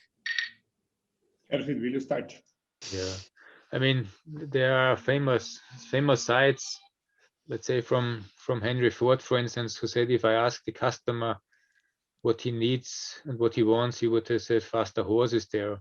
And the future is very hard to predict because it will happen soon there. If we clearly know what we would need in 5 years there, then it would be easy there. The only chance to get out of this there is communication, talking, and let's the bad thing with this crisis is really that we cannot meet each other, because the biggest point of innovation is the coffee machine there, where we have this walnut coffee cup and the recycled one there. And then out of discussions and thoughts and views from industry, views from research, views from politics, views from customer, then we improve. Thank you, Blaž. Yeah, Your thoughts? I would answer you with one word: marketing. Marketing is not devoted to industry or to products. It's also devoted to research and development.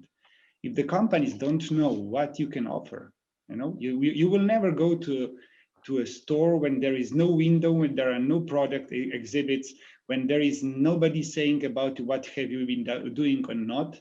So you have to do so on our side, scientific side, research side. We have to do our homework, make our services known, so that the people from the industry or different developers, independent developers, which are also very important, that they will know there is an institution knowing this, they can help me, and they will come. And of course, the marketing from our side, we have to push.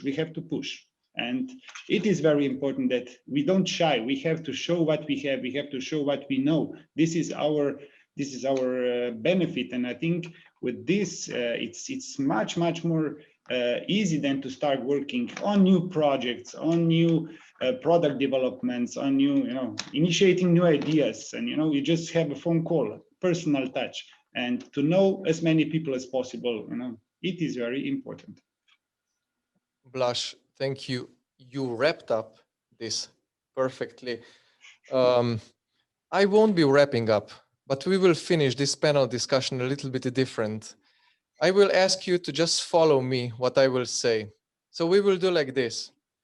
And don't be shy, as Blaž said. Please just close your eyes. Just dig into the darkness or whatever it is. And imagine that you're stepping in a time machine. So you're from your office now, you step in time machine, and then you just push the button to 30 years further on. So you are now in 2050. You step outside of the time machine, and now you open your eyes and tell me, what do you see? In a couple of words. I see people. Great. Next one. I see I'm on a hill with a yard and the grass in front of me, and with my kids with their families. Okay, next one. I see cities out of wood. Okay. Oh, I see my house and a garden around where I produce food for myself. I don't need to go to the job and also to the shop. Okay, and Herfried, you? As it is February, I'm ready to ski.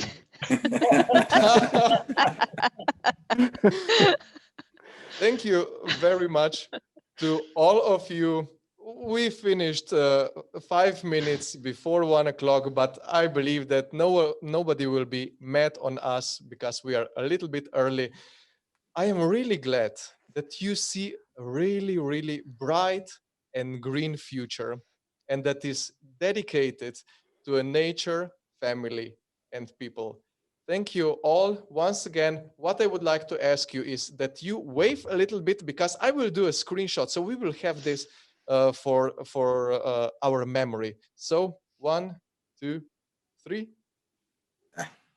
Okay, so screenshot is here. I just save it. Yeah, these are now digital times.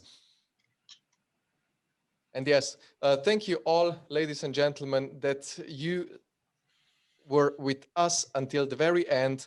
And yes, just you will be notified by Start Circles. We will be finishing it in the second part of this year. I hope you enjoyed this talk and also presentations. And yes, see you next time somewhere else at some Thank other you. time. Bye. Thank you. Thank you. Have a nice day. Bye-bye.